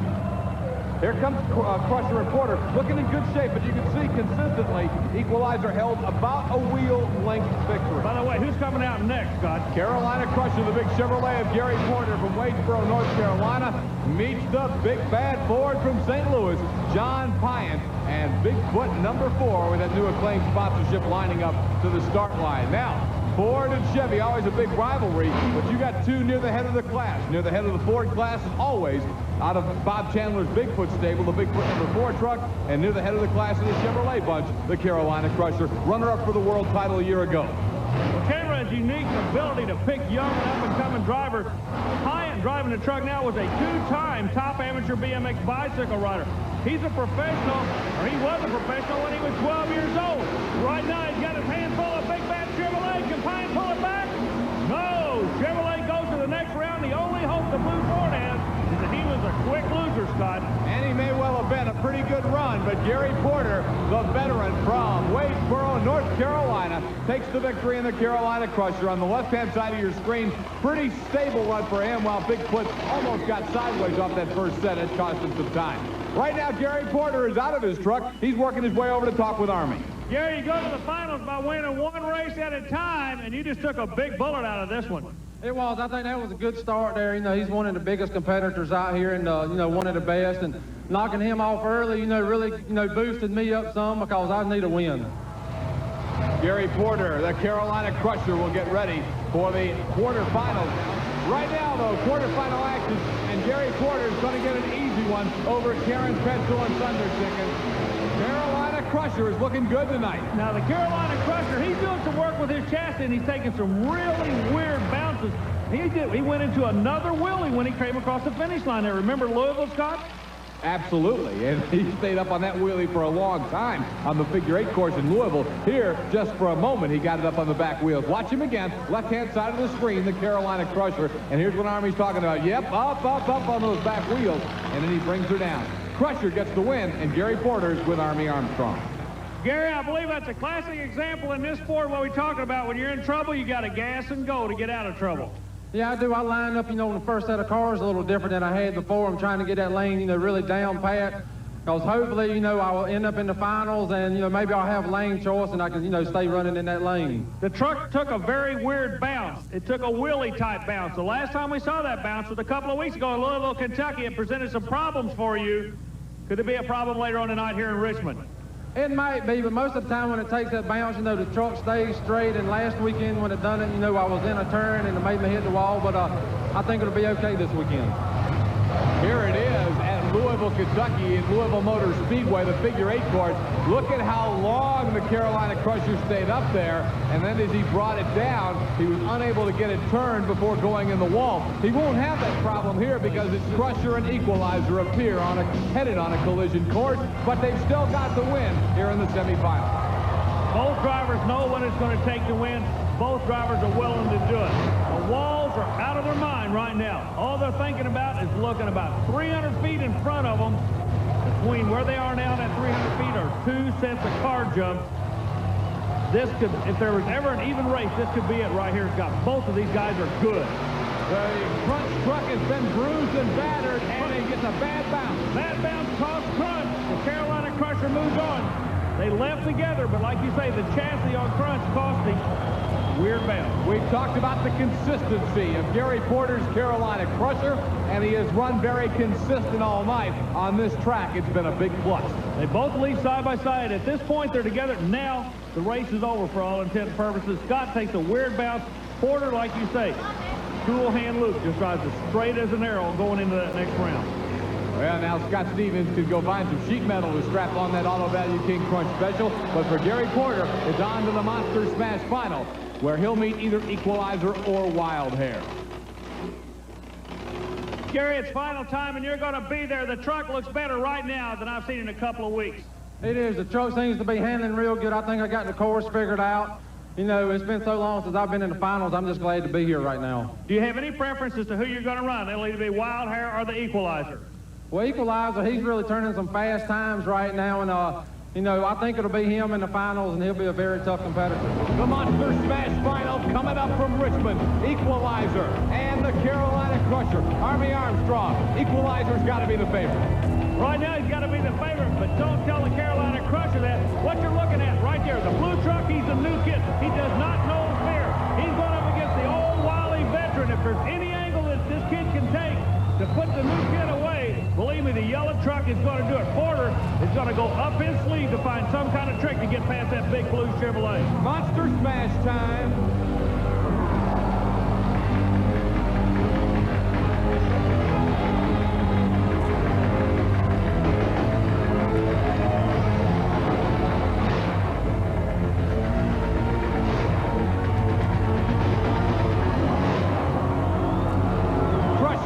Equalizer. Showtime. The old pros hold him up. He's holding him up. God, he did it. The consistent truck, the consistent running of Gary Porter has paid off again. The Carolina Crusher takes home the prize in Richmond, Virginia. Army, what happened to Equalizer? The bounce, I don't know. The boy made a good run. Gary Porter was just destined to win this thing. This has been his night since it started, Scott. Outstanding run pretty soon. Porter's going to be shelving that truck. It's going to be hard to put it away, though, if it keeps winning. There's your winner, Gary Porter. The Carolina Crusher is coming out to talk with our Army Armstrong. Gary, in the winner's circle. Congratulations. Thank you, Army. I swear it's been a long time since I've been in the winner's circle. You know, it just seemed like, you know, I just couldn't get it all together, you know, at a race, and it finally all came together here, you know, to take the win, and I'm proud of it. The truck looked like it was going good, but this was just not an easy race to win for anybody, was it? It's not. That wall, you know, being so close, everybody is so conscious of the wall, and you really have to be on your toes to drive this course. Congratulations. We're awfully proud of you. Okay, thank you. Very big win for Gary Porter. Carolina Crusher certainly building a lot of confidence as he continues through the summer run on the TNT Monster Truck Challenge. Army, it's the same truck I was running last year. It was the heaviest truck at the event, and I ended up with the fastest time of the weekend. So, you know, the new design trucks are neat. I'm trying to build one, but it seems that my old truck is working fine now. Let's talk about two trucks in particular. Number one, your new truck, and number two, the Bigfoot truck. That seems to be where all the controversy is. First of all, give me an update on your new truck. Well, the new truck, you know, I did a tour out west. I was gone for like 10 weeks, and I got behind on it. I came home and started back to work on it, and some of the designs and stuff on it is not going to work, and so I'm having to, you know, sort of regroup and start over, and I hope to have it out here on the circuit in August. What about the Bigfoot truck? Now, this is a truck that the penalty is going to run out real quick. Any points you're going to get, you better get it quick, because they say when he comes back, he's going to come on full boogaloo, and you know what that means. That's right. I'm sure he'll come back full force, and when I bring my new truck out, it's coming out to beat him. Hey, Scott, who's coming out next? We heard from him earlier. Gary Porter's Carolina Crusher, his first-round opponent, Marvin Smith. Starvin' Marvin in the Wild Hair Chevrolet out of Arnold, Missouri. Of course, Marvin, formerly the driver of the Stomper truck, rebuilt his truck for 1990, went to what he called the MTV-style paint job there. He said it's a brand-new Marvin for 90, but struggling to find the right combination, though. What you're going to be looking at is his tried and true truck, the Carolina Crusher, close to it, and a new combination on the far side, tried and true, comes around in this round. Porter moves into the next round of elimination, and he made it really look easy, Scott. He sure did. And, you know, last week on Tough Track, ran extremely consistent and extremely well. It was enough to get him the victory. And, again, that truck that he calls his old truck, the one he's trying to replace, continues to serve him well. You know, this truck is actually sold. There is a date that he will no longer have this truck in the near future. Army's going to find out about it right now. Gary Porter's working his way over. Awfully quick track out there tonight, Gary. It is. The track's very tight, you know, very fast. The ramps, you know, are just perfect for speed. And the only problem I think I'm going to have tonight is maybe running out of a gear. You know, I chose the wrong gear selection in my transfer case for this course, and I'm not getting the speed out of it I would like to. But everybody seems to be real happy. I mean, you guys seem to feel like, hey, we're back finally on a real good, safe course, and you're putting on a tremendous show. It is. You know, the track is perfect. You know, the weather's perfect. It's cooled off, and everything's going good. If I just had a little bit taller gear in my truck, I would be, you know, really satisfied. Crusher gets the win over Wild Hair. Carolina Crusher against the Wild Hair and Marvin Smith. Is there an overconfidence problem here? Crusher beat him earlier, knows he should have the better truck. Does he have to be worried about not giving it enough, Army? No, Gary Porter he's not even, it's like being by yourself. He doesn't worry about the other truck. He drives his race. I think he's going to be the man to beat again. He's too consistent. Marvin Smith, a whole lot of new horsepower. You can see Smith running with him for half a track, but consistency comes out, and you can hear it. In the first interview, he said he was out of gear. On that run, he had to backpedal in midair, or he was going to overwind the engine, Scott. We'll look at it again, and friends, this is not a replay of their first matchup, but it looks like the exact same race on the second set. Crusher, with all the extra momentum, takes a fairly easy victory over Marvin Smith and the Wild Hair. Well, we talk about the consistency of the Carolina Crusher and the way Gary Porter is able to keep this old truck running so strong against so many newer models.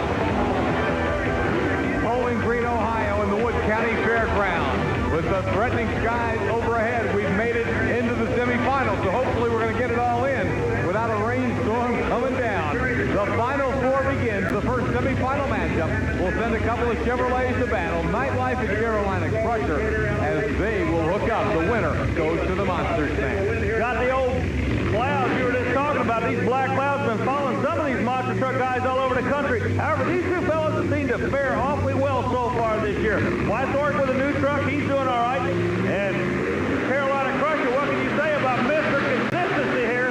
Side by side, half track, Benny Klein. Crusher, all right. He's getting so strong hitting that second set. He just seems to have a world of momentum built up at the end of the first set of cars, and watch him just take off on the run between the two sets of cars, and when he goes up the ramp, it is a perfect launch.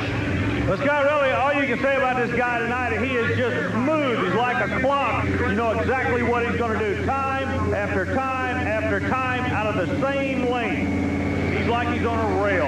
Gary Porter, last week's winner, trying to make it 2 in a row in TNT competition. Army Armstrong caught up with Gary Porter, the winner in the Carolina Crusher Chevrolet. We started this thing talking about all the controversy over the new trucks in 1990. You're running one of the oldest trucks in the circuit and going into the final, Gary. No, Armin, that's what I was just thinking about. Do I need to build a new truck? You know, this truck is working, you know, it's working this track right here, you know, perfect. You know, I'm lining up a little bit on the left side of the cars at a little angle, and, you know, I'm bouncing over to the left a little bit, but, you know, it seems to be lining me up just perfect for the second set of cars. You know, when you go to the bank to deposit that winning check, they don't ask you if it's a new truck or an old check. They just want to make an old truck. They just want to make sure the check's good, right? That's right. The truck is really working this course good for me, and you know, I'm really pleased with it, except I wish I had just a little bit higher gear ratio in it. I'm turning the motor a little bit too high. He's made it to the Monster Smash final. He won a week ago. Can he make it 2 in a row? We'll find out a little later when all the others are on the trailer. 2 have a shot at the championship here in Bowling Green, Ohio, at the Wood County Fairgrounds. It's Gary Porter's Carolina Crusher taking on Greg Holbrook and the Equalizer Chevrolet. The renewal of the battle for the 1989 World Championship, where Equalizer narrowly won the title over Crusher. Gary Porter wants a little more revenge today. It's time for the Monster Smash.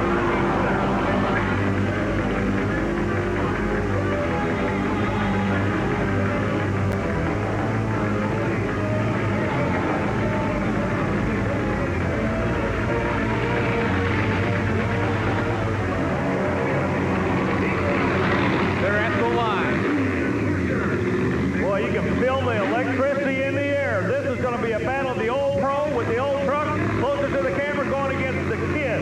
The kid's going after the old man. The light's going green. Showtime! Crusher and Equalizer. To the second set, they're even. They're airing them out. Equalizer takes a close win. Greg Holbrook from Springfield, Tennessee, has put the defending World Championship truck back in victory lane once again with a victory over Gary Porter and the Carolina Crusher. Crusher denied, winning 2 in a row by the kid from Tennessee. Now, both of these trucks were exactly where they wanted to be. Each truck was running the lane he was happy in. No excuses. That was just good old monster truck racing. Well, we talked about Gary Porter not getting the kind of top end he wanted. Maybe that was what we saw there because Equalizer kind of made it look easy over the last set as he got the victory. Army Armstrong is going to get a chance to talk with both drivers, Greg Holbrook and Gary Porter. Well, the finals went down in Bowling Green. Reverse the tables from the last time these two trucks met. This kid's definitely learning, isn't he, Gary? He is. He's learning real fast. You know, he has an excellent truck. You know, Gary Cook built him to drive, and he's doing an excellent job driving. You know, I felt like I made a real good pass that run. I got a little too low a gear in my truck tonight, but I'll gear it up for tomorrow night. You know, we'll be back strong. King Kong Ford, who is looking so good, but now he takes on the Carolina Crusher Chevy. And lately, Army, Crusher's been rolling. He's been in the Monster Smash Finals a couple weeks in a row. 2 weeks ago was the runner-up last week. Yeah, but I tell you, the guy you got to watch today is going to be in the other lane. Steve Kane. It's almost like there's something strange going on. He feels so good in his truck. The truck handles so well. He drives Kong so much better than he ever drove the awesome Kong vehicle. Let's see what King Kong does now. Because Steve Kane is at home. Boy, and the office is open. Look at that. He manhandled the Carolina Crusher. Wow. But he still has something coming out the right side of the engine. You hear the roar of the crowd as Gary Porter brings the Carolina Crusher to the starting line. Richie Schaefer will tighten him up right there and then send that light green. And it's Carolina Crusher against King Kong. Big Chevy, big Ford. Watch for King Kong to attack. This kid drives this truck like nothing I've ever seen. He's not afraid of it. He's comfortable. There you go. See what I'm talking about? He comes right out with Porter and puts him away. Third major upset of the day in Myrtle Beach, Scott. Indeed, but I don't know how much of an upset it is, Army, just because he's been so strong lately and because of that comfort factor you talk about. Steve Kane obviously loves to drive this monster truck. Well, he took a big win with it in Bowling Green, Ohio, so, he is comfortable with it, but he's proven it. So, Gary, when did you lose second gear? Well, I lost second gear the very first run of the night in qualifying. The first time I shifted to second gear, I think I busted, the scrag in there, and I'm just having to shift from first to third, and I think it cost me that race there. A very strong run by Kong nonetheless. Do you think that the delay maybe made you get your mind off the race a little bit? I think it did, and I was really worried about getting out there. The batteries went dead, and all the other guys, drivers, helped me get the truck started, and I got out there on the line, and when I pulled to the line, I knew I didn't have second gear. I just had to run the best race I could. If you do come back as a fast loser, will you be able to correct your problem? No, the transmission will have to be pulled out, and it'll take us about an hour to fix it, and we won't have time. Well, now Clydesdale takes on another of the big dogs, if you will, the Carolina Crusher and Gary Porter out of Wadesboro, North Carolina. And while we've been watching the Bigfoot Equalizer battle over the last month and a half, Crusher has gotten back in the points hunt. Gary Porter had to redo the transmission from last week. He knows he's going to be a player, but once again, look at this. Bennett Clark is on a roll. If there's such thing as a favorite track, it's got to be Myrtle Beach for the Clydesdale. In the history of monster truck racing, its relative short history, some of the biggest upsets so far have come in this matchup because Clydesdale has had very good success over the years against Carolina Crusher. But I don't think we expected him to win this matchup here, and he won it convincing. Yeah, he won it big time. He's just making horsepower now, Scott. The only difference. Porter, watch coming over the first set of cars, how badly out of shape he gets. I think that's the story. And again, you talk about the engine, you talk about sea level. It's made a big difference, and Clydesdale gets the win. Chris is over with Gary Porter to talk about the problems he had on that first set of cars. Gary, Gary, you got to be a little bit surprised Bennett Clark came out there and just put the pedal to the metal and let it rip. Right, you know, Bennett, he just put alcohol injection on his motor, and his truck's been running, you know, really super here lately. And, you know, that run I made, I was lined up real far on the left side of the cars, and when I came off for the first set, you know, the truck got a little sideways, and I had to let out of a little bit so I wouldn't hit the wall, and, you know, it cost me the race. Again, I was talking about the Kong truck coming up. Crusher here has lane choice. He was the faster qualifier. Yeah, and he goes where I would go. He goes to the outside where he's got some room. Exactly. That puts King Kong into, again, lane claustrophobia with a guardrail on his right and the low inside retaining wall for the pit area that the stock cars use here at Myrtle Beach Speedway every weekend. I said it earlier. It's like riding a rocket ship down a bowling alley. You go a little bit left or a little bit right, you're in big trouble. They come out side by side, Chevrolet and Ford. Steve Kane, King Kong, the Carolina Crusher Chevrolet. That's got into trouble. Look out, he's still going, trying to get it shut down. Oh, no. Fire, we got a major problem on the end of the Myrtle Beach Speedway. The fire is burning on the King Kong truck. It has landed on 2 police cars at the end of the track. Steve Kane apparently is not out of the truck yet as the fire is continuing to blaze. Everybody's going down check. Okay, I can see. Here comes Kane. He is out of the truck. There's Kane right there. He's taking the helmet off. Okay, I'm going to work my way over and see if I can catch him, Scott. Unbelievable. And you see a few smiles. That's because the crowd sees that Kane is now out of the truck. And for, gosh, at least 30 seconds, nobody could spot him with fire all around. It's almost weird. He's out like walking down no man's land. Like that. Back on Tough Tracks, Army Armstrong. I think the great rivalry in sports and the one the fans enjoy so much is Ford and Chevy. And we know we're going to have Ford and Chevy in the Monster Smash Final because in one semifinal, 2 Chevys, Carolina Crusher, Equalizer. The other semi, it'll be 2 Fords, Bigfoot and Outlaw. You know, we've been talking all day long about Bigfoot 4 and everything. The truck on the left of the screen right now, that truck is sold. There's a due date. He will not have that truck. He's got to get all the points he can with it now. We're talking to Carolina Crusher, and he is in big trouble. Equalizer put him on the trailer.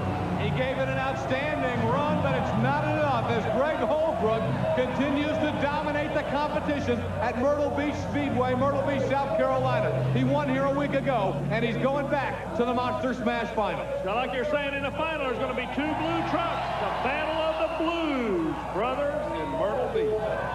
Bigfoot will come out against Outlaw next to see if he can earn his way into the final against the Equalizer as Greg Holbrook lays the shot down. Lane situations, he knows he's got to be in one tonight. Again, back to qualifying because he got the disqualification, the 3-second penalty. Now he's going to be a slower qualifier. That puts him in the bad lane all night long. The most consistent truck on the tour, maybe the Carolina Crusher. He's running USA 1.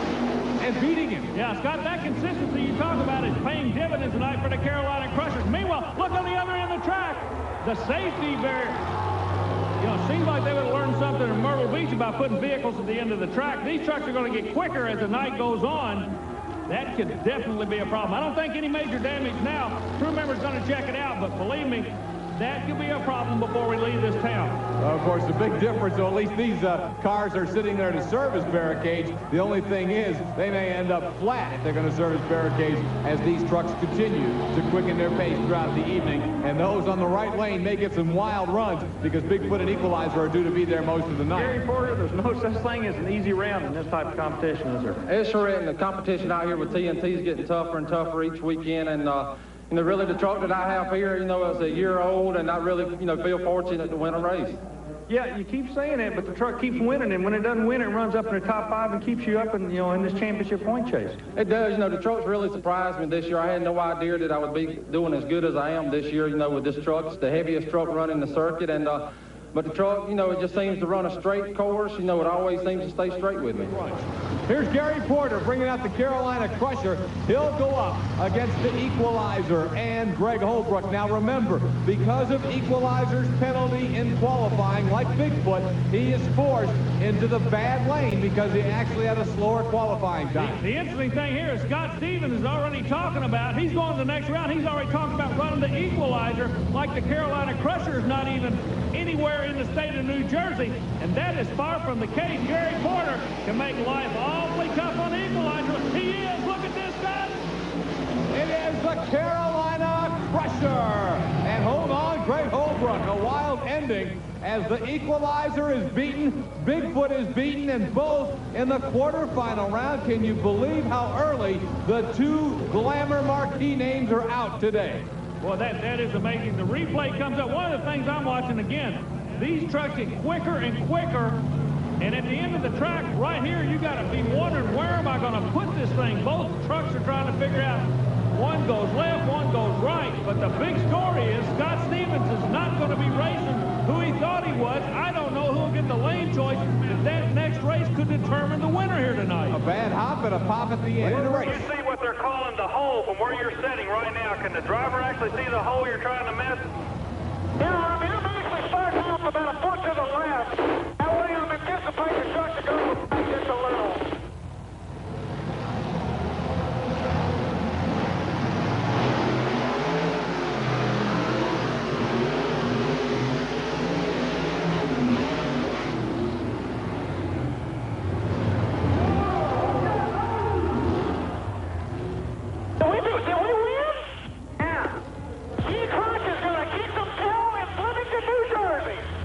Scott Stevens is pumped up as the Auto Value King Crunch. You heard him say they're kicking the tail at Flemington, and indeed, they've beaten the Carolina Crusher, and Crunch is going into the Monster Smash Final. What a run. You see, he beat the Carolina Crusher by, again, less than 6 inches. Well, Gary Porter has looked at that timing tape several times. Here he goes to Chris. Gary, after reviewing the timing tape, do you still feel the same way? I knew it was a very close race, and I just wanted to watch the tape to make sure, and after watching it, there's no question about it. He beat me by maybe 6 inches. How does that make the old heart feel? It's really let down. I was hoping to make it to the finals and, maybe take home a win tonight, but it just wasn't my night. I'll be back again tomorrow. 2 fast losers will advance out of this first round of competition. Here's the Wild Hair against the Carolina Crusher. Scott, kind of interesting in the interview Chris just had with Johnny K. He talked about the old truck. Well, these are 2 of the oldest trucks on the circuit. Now, one of the changes is that the Wild Hair, he stepped up. He didn't put a new engine in it. Another old truck, Carolina Crusher, says next to him he's going with what is tried and true. Let's see what's going to work. The hot new engine setup or the old tried and true? Tried and true will move you to the next round every time. Gary Porter's Carolina Crusher gets the victory over Marvin Smith and the Wild Hair in a battle of Chevrolets, and it looked like Porter really made the difference over in the middle of the cars because he stays straight. Watch Wild Hair. He gets really squirrely. Yeah, you've got to be straight before you pull the trigger on that second set of cars, and that's exactly where Porter was. Not an attack run, just a good run, good enough to win. With Bigfoot now on the trailer, Chevy's coming head-to-head here. Dave Wysoryk's Nightlife out of Nebraska. Gary Porter's Carolina Crusher from, of course, North Carolina. Interesting story here. Wysoryk, brand new truck, privateer, you know the story, runs a Chevrolet. He's going against the old tried and true Carolina Crusher. So far, Porter's held a hot hand. Does he hold on to it this round? Yep, but not very much. Still an outstanding run by Gary Porter and that consistent Carolina Crusher. And, I don't want to jinx him, but we talk about these other trucks breaking, and it's very rare you ever talk about mechanical problems on the Carolina Crusher. No, and I'm going to go along with your train of thought. Let's don't say another word about it, but you folks at home remember that. That yellow truck doesn't break very often. He's consistent, and he got himself a consistent victory right there over Dave Wysoryk's Nightlife Chevrolet. Porter, you can see him in the truck right there. And we get a big hand from the crowd in Flemington, New Jersey as he steps out. And we'll get Army over to speak with the Carolina Crusher driver. Gary Porter, we get down to only 4 trucks. You're going against King Crunch. Scott, he's been making, some excellent passes, and I'm just going to have to go out there and let the truck do the best it can. I want Scott to have to do the best I can, hoping that they can win. Scott acknowledges you're going to have lane choice. He acknowledges that you're probably going to put him in the bad lane, which will be the far lane. Is that going to be the case? Yeah, I'm going to stay in the left lane, but really that right lane is really coming around, and it's not near as bad as it was at one time, so it's going to be a real close race. The Carolina Crusher, we'll see him a little bit later in Flemington, New Jersey, where we're down to the final 4 in this competition among the TNT monster trucks.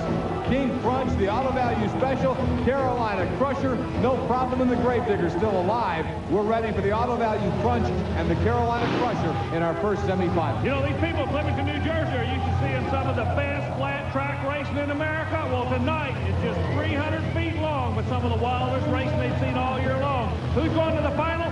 Well, we know it's going to be a Chevrolet. The question is, which one of these Chevrolets is going into the next round?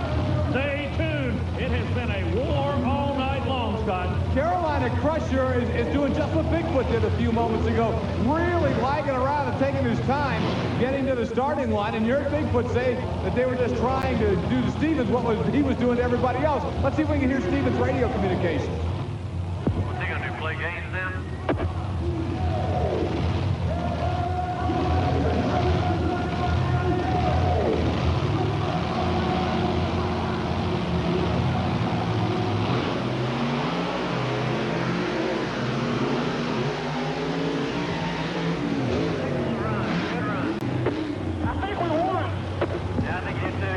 Scott, where we're getting from control, they're going to look at it. They think it could have possibly been a tie if that close.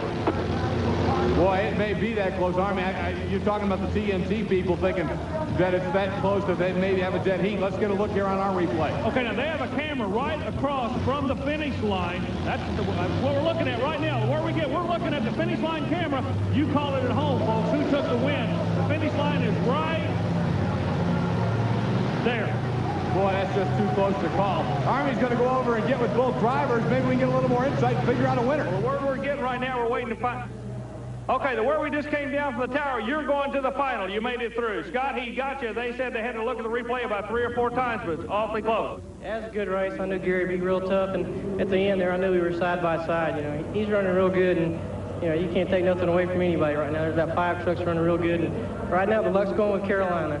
Well, we're going to bounce over to you. Thanks for coming, Kevin. You guys did a good job. Final time again. You've been here. Can you take this one out? I think I can. Last week, you know, Scott got me in the semifinals. This week I got him. You know, a lot of trucks out here are really very competitive and running a lot of close races, and I'm just thankful I'm where I'm at. Well, as we get ready for the next one, watch it again now. You can see as they hit the finish line, Carolina Crusher by maybe 2 inches. It's time now for the monster smash between the Gravedigger and Carolina Crusher.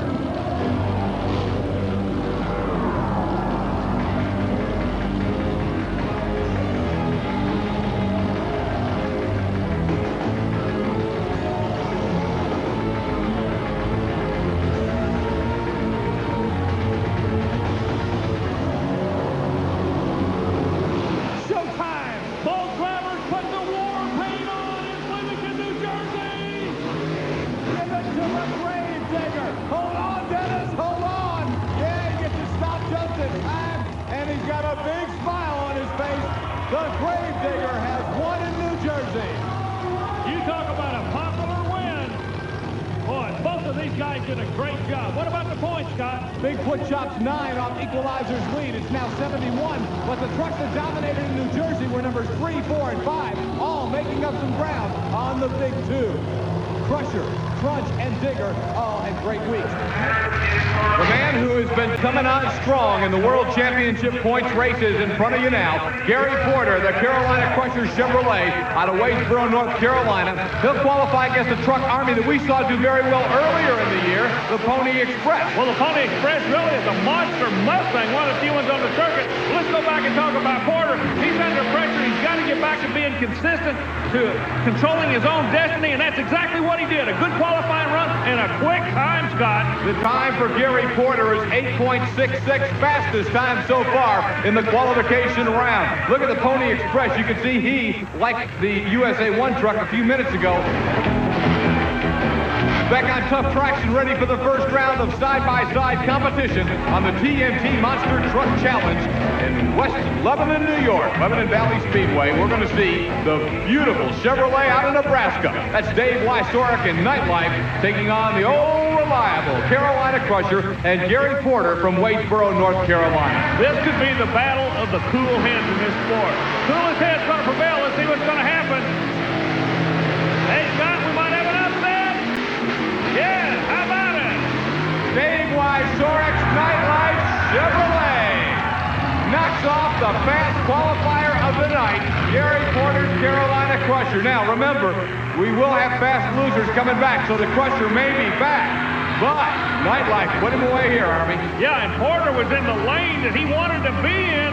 A big, big win for Dave Wysorek and the Nightlife Chevrolet. Gary, you ran 8:59, Nightlife 8:49. Nightlife, he laid down, a perfect pass. I was a little bit slower with that run than I was in qualifying. I'm disappointed in it, and hopefully I'll come back as a faster loser. Do you think that time will hold up the way this track is? It seems to be getting faster. I think that the times will be getting faster and faster as the night goes long. The track's drying out, and everybody's learning the track, and the times will be getting faster. Good luck to you. Hope we see you again next round. Okay, thank you.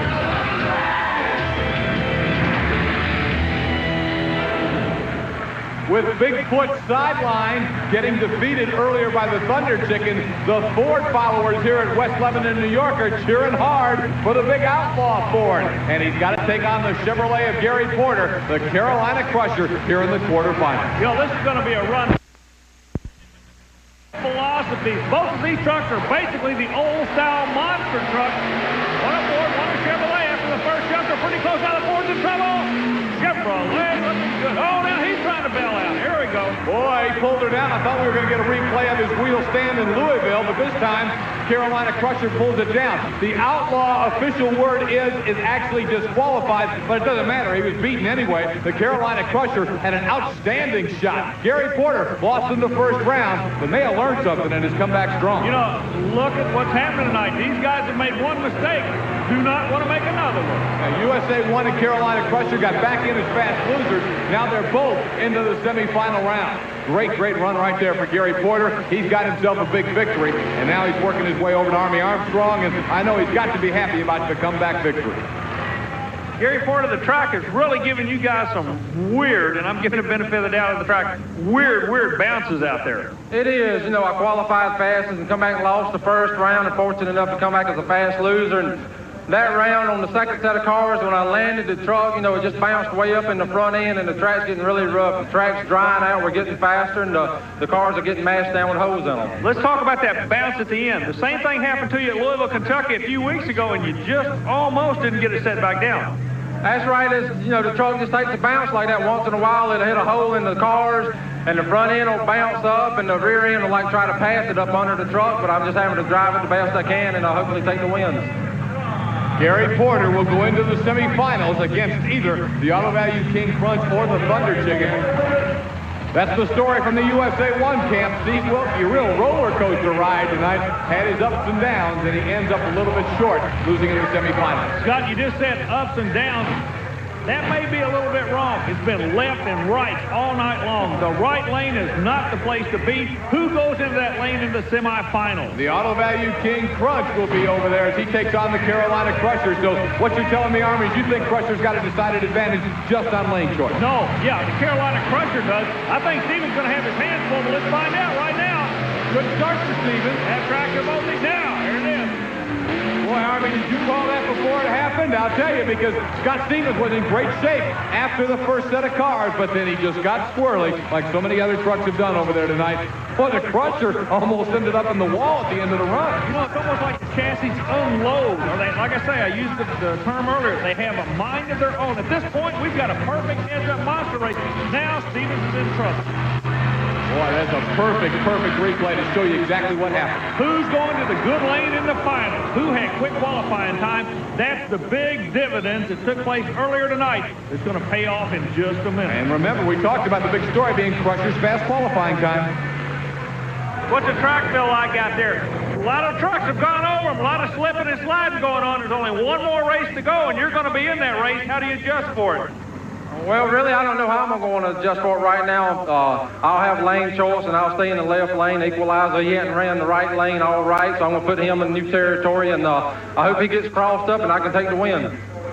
Boy, you hear the strategy right there. It's very simple. That's what Gary Porter's going to do in the Monster Smash Final.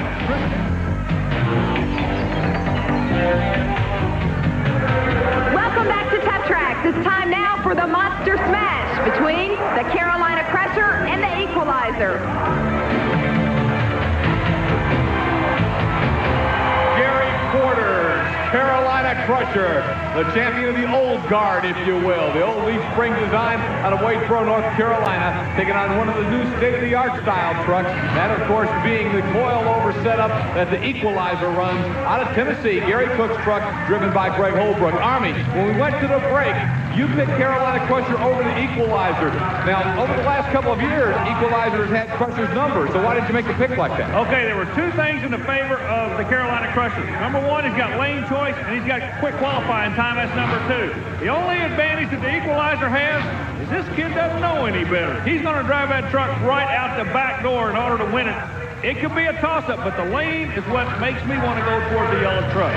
As you're watching the run of the Equalizer here in the final, remember, if Greg Holbrook can come off the first set of cars and then start up the second set in good, straight shape, he may win. Yeah, but this camera angle shows you how wet this lane's getting now. So my lane choice may go out the window right here. Here we go, the Monster Smash final. Well, whoa-oh. Equalizer gets the victory. He didn't know he wasn't supposed to win that race. That kid drove a beautiful race. Congratulations to him and Gary Cook. That was great. No one handled that lane any better tonight than the rookie just did. Watch Greg Holbrook in the Equalizer go straight as an arrow tonight. Chris is with him now. Gary, looks like on the starting line there you might have been playing a few head games with the rookie driver, Greg Holbrook. I was, wasn't really playing any head games. I was just wanting to make sure I had everything right, ready to go. I knew it was going to be a real close race. I lost out the first round. I was fortunate enough to come back in the bottom bracket as a fast loser, and really losing the first round helped me more than anything, I think, tonight. You have been probably the most consistent truck on this mini-series. Do you feel like you're going to continue? There's a little bit more left of it. I hope so. I got a few more shows of this truck, and I think I got 5 more races with this truck, and it's sold to a guy in Missouri, and then I'll be bringing my new truck out in August. Tell us about that. Do you think that that's going to help you maybe win the 1990 TNT Points Championship? I think it will. I was hoping the truck would come out early in the spring, but, I've done a tour out west and stayed gone 3 months and came back. And I hope the new truck is going to be about 2,000 pounds lighter, and it should be a whole lot faster to take the points win at the end. A very fine performance tonight. Congratulations, and we'll see you next week on Tough Track. Okay, thank you. Scott, it's kind of interesting. These guys are watching the brackets now. When we started this tour, they didn't really care much about it. Now they're trying to figure the angle. We want to look at Carolina Crusher and Nightlife from last week. You'll remember Crusher was fast qualifier, but Nightlife upset him on this run. These two are about to race here in West Lebanon again. What you saw last week, you will not see this week. I think Gary Porter had just a little bit of brain fade. In other words, he didn't really take Wysorek seriously. Believe me, he's taking him serious right now. But look at the lane choice we go back. This lane choice thing keeps coming back to haunt us, Scott. Crusher will be in the outside lane. Closest to you, it's the Nightlife Chevrolet. Give it to Gary Porter, the Carolina Crusher. Both trucks make good straight runs. They're starting to figure the track out, I believe, Scott Douglas. Boy, and you can tell they are much faster than a week ago when Raines had this track muddy. Boy, it is a fast track today. Once again, notice how both trucks go relatively straight. That's a good straight run. Look at that. Indeed, both of them straight as an arrow, and Carolina Crusher just able to outmuscle the Nightlife Chevrolet of Dave Wysorek. There's Gary Porter working his way over to Army Armstrong. Let's go to the interview now. Gary, we just get the word of 7:95, under 8 seconds on this track. That's phenomenal. It is. It's getting faster and faster. I'm learning that right lane a little bit more. I'm lining up further to the right than anybody, and I'm thinking I'm making it's just a smoother runner, smoother than anybody out here. Gary Porter telling it like it is as he has worked his way into the quarterfinal round of competition. He'll meet USA 1 next time around. Another look at this race between Carolina Crusher and Nightlife. Scott, something is happening. These other drivers that have yet to run around are coming and listening to our interviews to see if they can pick up little hints. And Porter just told them a whole lot about that right lane. The state-of-the-art Bigfoot, the new wave. Well, what you're seeing here are a couple of the old guard trucks. These guys have been at it and been around for a long time. The Carolina Crusher, he's about to trade that truck in on a new one. And the USA 1 truck, this truck has seen its share of battles. Steve Wilkie, the USA 1, always goes to the starting line with fire in his eyes. He wants a win every time. Meanwhile, we're looking at the yellow truck of the Carolina Crusher going into the lanes against Wilkie. That truck, for all intents and purposes, only has 5 more races. It's already sold. This ought to be a dandy race, the renewal of one of the great rivalries in the sport. These two guys have been warring for years. Ever since monster truck racing became a side-by-side sport, these two guys have been going head-to-head. He who goes straight will go to the next round, Scott. They're pretty even. Oh, what a run.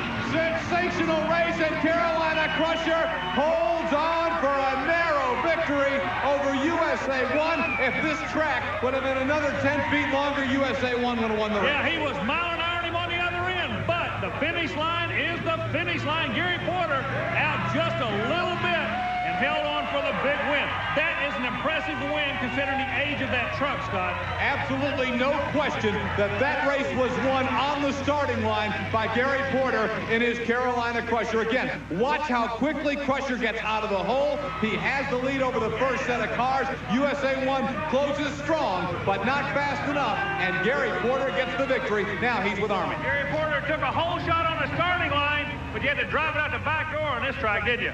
I did. I knew USA 1, he was going to be pushing his as hard as he could, and I was going to have to push mine as hard as it would run.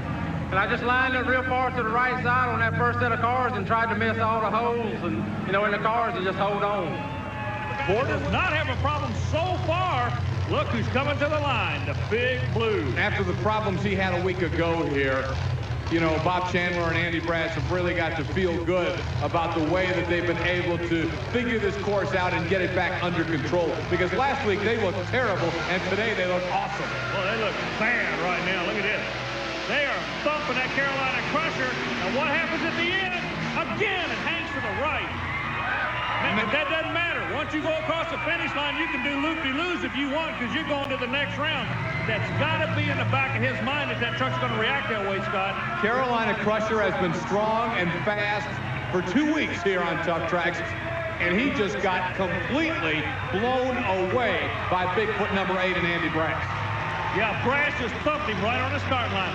He drilled him right from the get-go. Look at that. Now, again, notice how straight the truck is until it comes off the finish line into the track, and it hooks right on him. Yeah, but he's able to keep it straight. And I'm going to tell you, Bigfoot looks absolutely awesome tonight. One more look at it as Andy Brass puts away Gary Porter's Carolina Crusher. Well, here comes Jesse Berge from Wyoming, Michigan, playing for keeps on the left of the screen, and Gary Porter's Carolina Crusher on the right-hand side of the screen. What we got is a brand new truck on the left side of the screen and an old truck, if you will, on the right side. Porter will have to sell this truck, yellow truck, within the next 2 weeks, so he's trying to run out a winner with the truck, and it looks like that's exactly what he's going to do. Easy win for the Carolina Crusher. Boy, he got a rough run at the end of it, but he still records the victory. You know, he's the only monster truck that lands like that. He did it at Louisville, Kentucky, and almost got into trouble, but it has a tendency to want to wheelie on him right when he goes across the finish line. Good smooth run, everything's looking good. The truck settles between the jumps, launches it, lands it, and now takes that big old bounce. Getting the victory, and the truck seems in pretty good shape. Here's Gary Porter standing by with Mike Goss. Gary, tell me about that last set of cars. Well, you know, the truck's getting a lot of air down at the end. We're getting up a lot of speed, and, you know, when it landed, it took a bounce like it did in Louisville, you know, when the front end come up and the rear end wanted to ride a wheelie again. Is it 100%? It's 100%. This is the last weekend for the truck, so I'm going to be going all out for it. Does that mean the new truck's on its way? The new truck will be at the next show. Looking forward to seeing it. Okay, thank you. All right. Back in Stanford Springs, Connecticut on the TNT Monster Truck Challenge, the quarterfinals continue. Wild Hair was the fast loser in the opening round, so he gets to come back and challenge the Carolina Crusher. Gary Porter, the Carolina Crusher, told us this is the last time for the truck. He wants to go out in a blaze of glory. He's working that way, Scott. He looks good. The Wild Hair took him to the limit, but Gary Porter's Carolina Crusher, coming from behind on the second set of cars, pulls out the victory. Here's the replay. You know, Porter driving that truck reminds me just of an old pair of comfortable shoes. He just looks smooth in that truck, and it handles great for him. Marvin Smith, looking as good as he's looked all year in Wild Hair, really gave him a run, but Porter gets the victory. A little more under control that time, Gary. It is. You know, I come off the line a little bit harder, and I tried to turn the motor a little bit harder to try to get some more speed, and I think I jumped a little bit further that time and missed the hole there at the end. That, you know, really messed me up the last run. All these trucks braking and everything tonight. You're in a pretty good position in this bottom bracket. I am. I'm pleased, you know, right now with the truck where I'm at, you know, and the way it's running. I just hope I can keep on and take the win tonight. Indeed, Bigfoot is allowed to come out. You know who this works against more than anybody? It works against the equalizer. Yeah. If he could have got to the starting line, he'd have picked up at least 3 points for losing. Now Bigfoot, if he can get up there, will get a gift, 3 points. Well, let's see who's going to go to the final out of this race. Clydesdale's running the Crusher tough. Finish line charge, puts the Crusher in a final. Now, who's he going to be going against? I'm still trying to figure this out because a moment ago, Holbrook started the equalizer and backed it off the line under its own power, Scott. Let's look at this replay again, and then we'll see who is going to come out for the next one. And Army, the Carolina Crusher, looks awfully strong tonight. He'll make it to the Monster Smash final. And he stays out of all this controversy. He's just going racing. Yeah, he just put a bumper sticker that says, "Don't buy no ugly truck" on the back of it. He's going to the final with a beautiful truck. Last time he's going to drive it. Let's see if he can be a winner. It's been a wild night. The paths lined in controversy. But the Monster Smash final is about to come off between the Auto Value King Crunch, Scott Stevens from Woodlands, Texas, and the Carolina Crusher, Gary Porter from Wadesboro, North Carolina. All the marbles in Stafford Springs on this race. Only thing going to the final is Chevrolet. Which one's going to take the win? Yellow one's from the Carolinas, blue one's from Texas. The light goes green.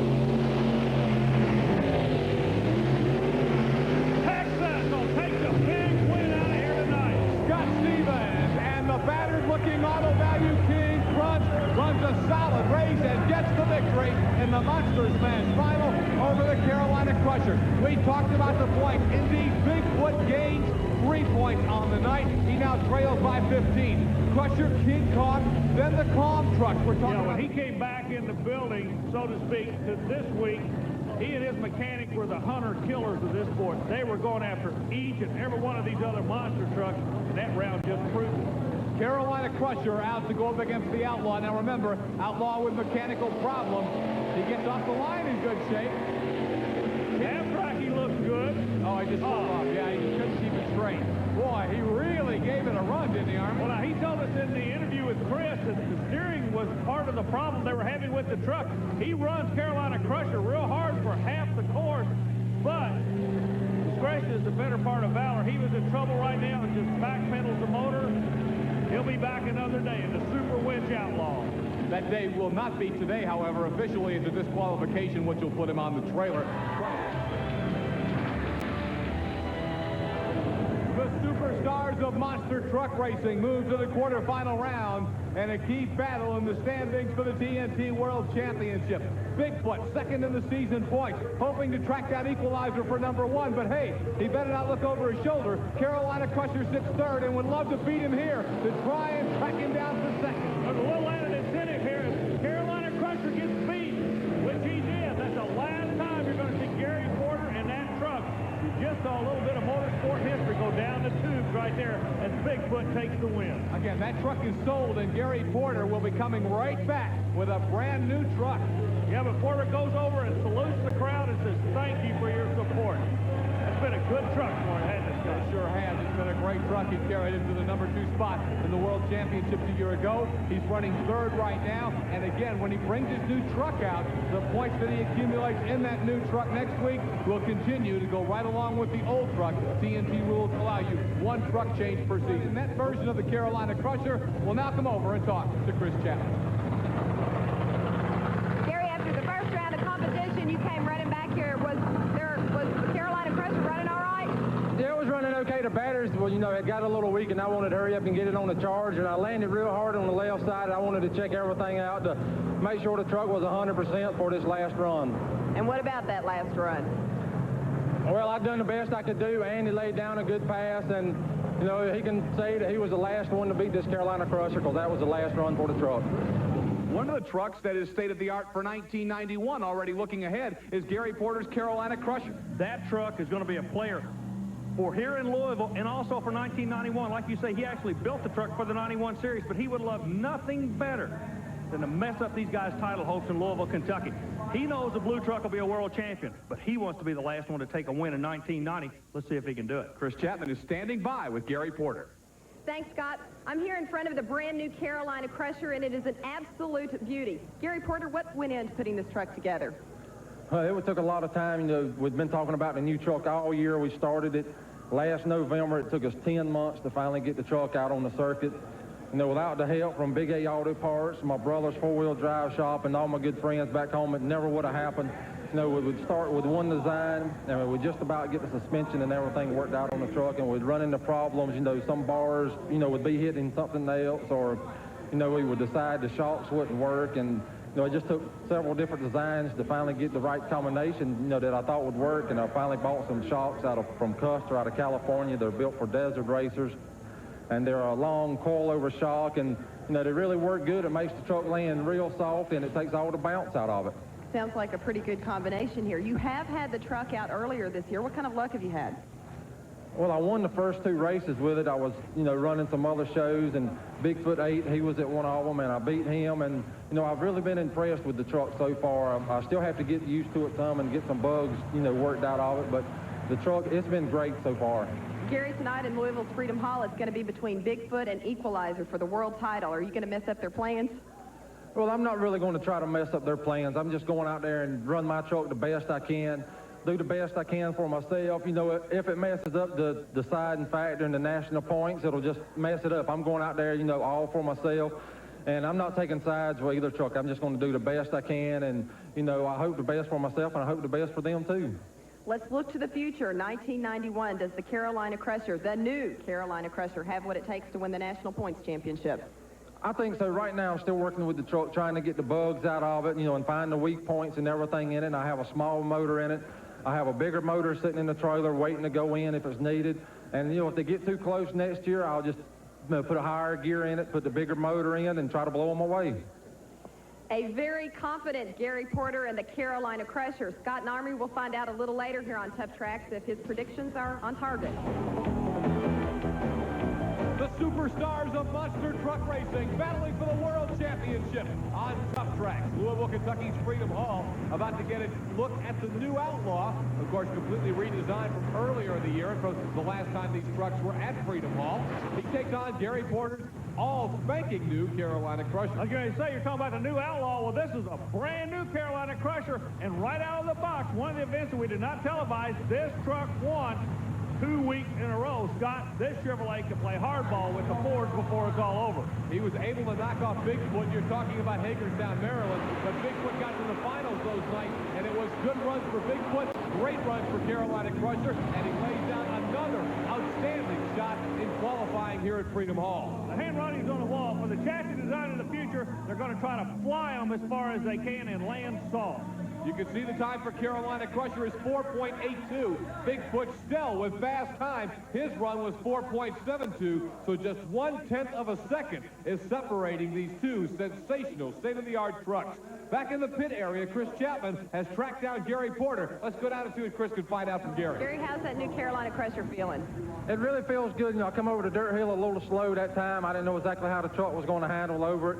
You know, it handled it real good. I'll be coming over it faster from now on. I had a little bounce at the very end, so I want to go back and loosen my shocks up just a little bit, and I'll be running 100% now. The Carolina Crusher, Gary Porter's at the starting line. Army, the Clydesdale's still not in here. Is there a problem? Okay, what's happening? They've got a problem with the truck. They've got a hole in the tire. The Clydesdale, they pumped it up. When I say they, the other team's helped him out. Porter said, I'll go in stage, you come in, go to the line, and we're going to go quick. That's exactly what's going to happen. Now, which tire? I don't know, Scott. You might be able to spot from your view. Okay, the left rear tire is where the problem is. Exactly, boy, you can see it. So what Clydesdale is trying to do, he's going to get to the line fast. Richie Schaefer, the starting official, knows the situation, trying to be fair. Porter is ready, so as soon as he stays, they're going to get the green light. That tells you the kind of guy Gary Porter is. He knows the Clydesdale having his problems. He says, look, I'll go do what I got to do to get the race going. But let's watch his left lane, the new truck suspension. Gary Porter looks outstanding in that lane. A great run for the Carolina Crusher, and now the tire completely flat as Clydesdale heads back to the pit. done for this night in Louisville, Kentucky. The only thing that happened here good for the Clydesdales, he did pick up national championship points for getting into this round. But look at the replay. That left lane everybody's been talking down on might be the quick way to go. And, of course, Gary Porter, should he meet Bigfoot later, would have to run out of that lane. Army, he's over there now. This is the first time I've had a chance to see the new truck, Gary. I am very impressed with it. The truck seems to be working good. I'm going to have to start coming over the dirt hill a little bit faster, and I'm getting a little bounce down here at the end of the track. I'm loosening the shocks up just a little bit each run, you know, so I get it perfected. Gary Porter with that new suspension, still trying to get the feel for it. But wow, when you're in the process of just learning your new machine to be this successful, as we talked about earlier, Crusher has won some non-televised events, and he's certainly a player here tonight. Pumped because if Carolina Crusher dispatches Wild Hair, as the odds would say he will, then Outlaw has to try and knock off a truck that is running superbly and obviously is truly at the state-of-the-art, the Carolina Crusher. It gets down to what we were saying. The three trucks we talked about in the opening, Carolina Crusher, Bigfoot, and Equalizer. They're still in. Left lane. Truck lands soft. That's the trick. Marvin Smith and Wild Hair was in that race. Make no mistake about it. Marvin had a good run. Yeah, he was running strong out of the right lane, but I believe the left lane is the place to be. Gary Porter's Carolina Crusher obviously likes it, Army, and he has earned himself a spot in the Final Four, the semifinals against Outlaw, coming up in just a little bit. Again, a superb run.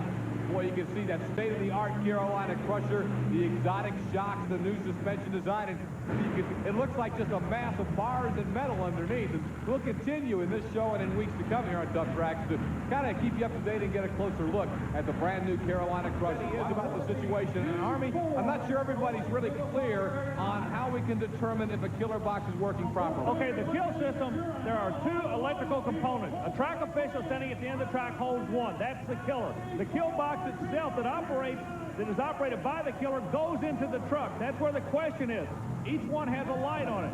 If a light stays green on both pieces, that means everything is go. The connections and everything are okay. However, once you trip the kill box, a light will turn red. The question I'm saying is, and I'm trying to get a TNT official to tell me, did both lights stay green or was there a red light? That'll tell you if there was a malfunction or not. Again, the TNT official at the end of the track has, in essence, a two-way radio that he would detonate or just key it, if you will, which could kill the engine. Equalizer saying either that happened or it malfunctioned. TNT saying the radio was never tripped. Here we go. Who's going to race Bigfoot in the final? It's set up Chevrolet versus Ford. The new style trucks will be in a final. The question of the night still, red light or green light, Scott? We're going to address that more because we'll get Mike Speller in a minute. But let's look at this race again as Carolina Crusher is really running superbly. The new truck puts away the Outlaw Ford right here. Well, he comes out with the new shock absorbers. We were talking about them being new. They're new to our sport. They've been used in off-road for many years. They're called Custer shocks. They found a new home in monster truck racing, and believe me, they're working. Look at the left side of the truck, down a little bit. He'll adjust it for the final. Not that upset about losing because indeed he is gaining in the points chase to make a top 5 finish. Let's go back to the track with Army Armstrong, who's standing by with Gary Porter. We told Scott Douglas at the beginning of the show if there could be a spoiler in this sport, it would be you and it would be tonight. Army, this truck, it was built to win races. You know, I'm not out here picking sides. You know, I know this might be a deciding factor in who wins the points, but I'm just out here, you know, for myself, and I would like to thank everybody back home that helped me build this truck. I mean, when we was out testing, I tore the truck up pretty bad, and we didn't have but a couple of days to get to the first race, and we worked on it 24 hours to get it ready, and I would like to thank my brother and Hugh James and Tracy and Greg back home for helping me all the time. Back to the big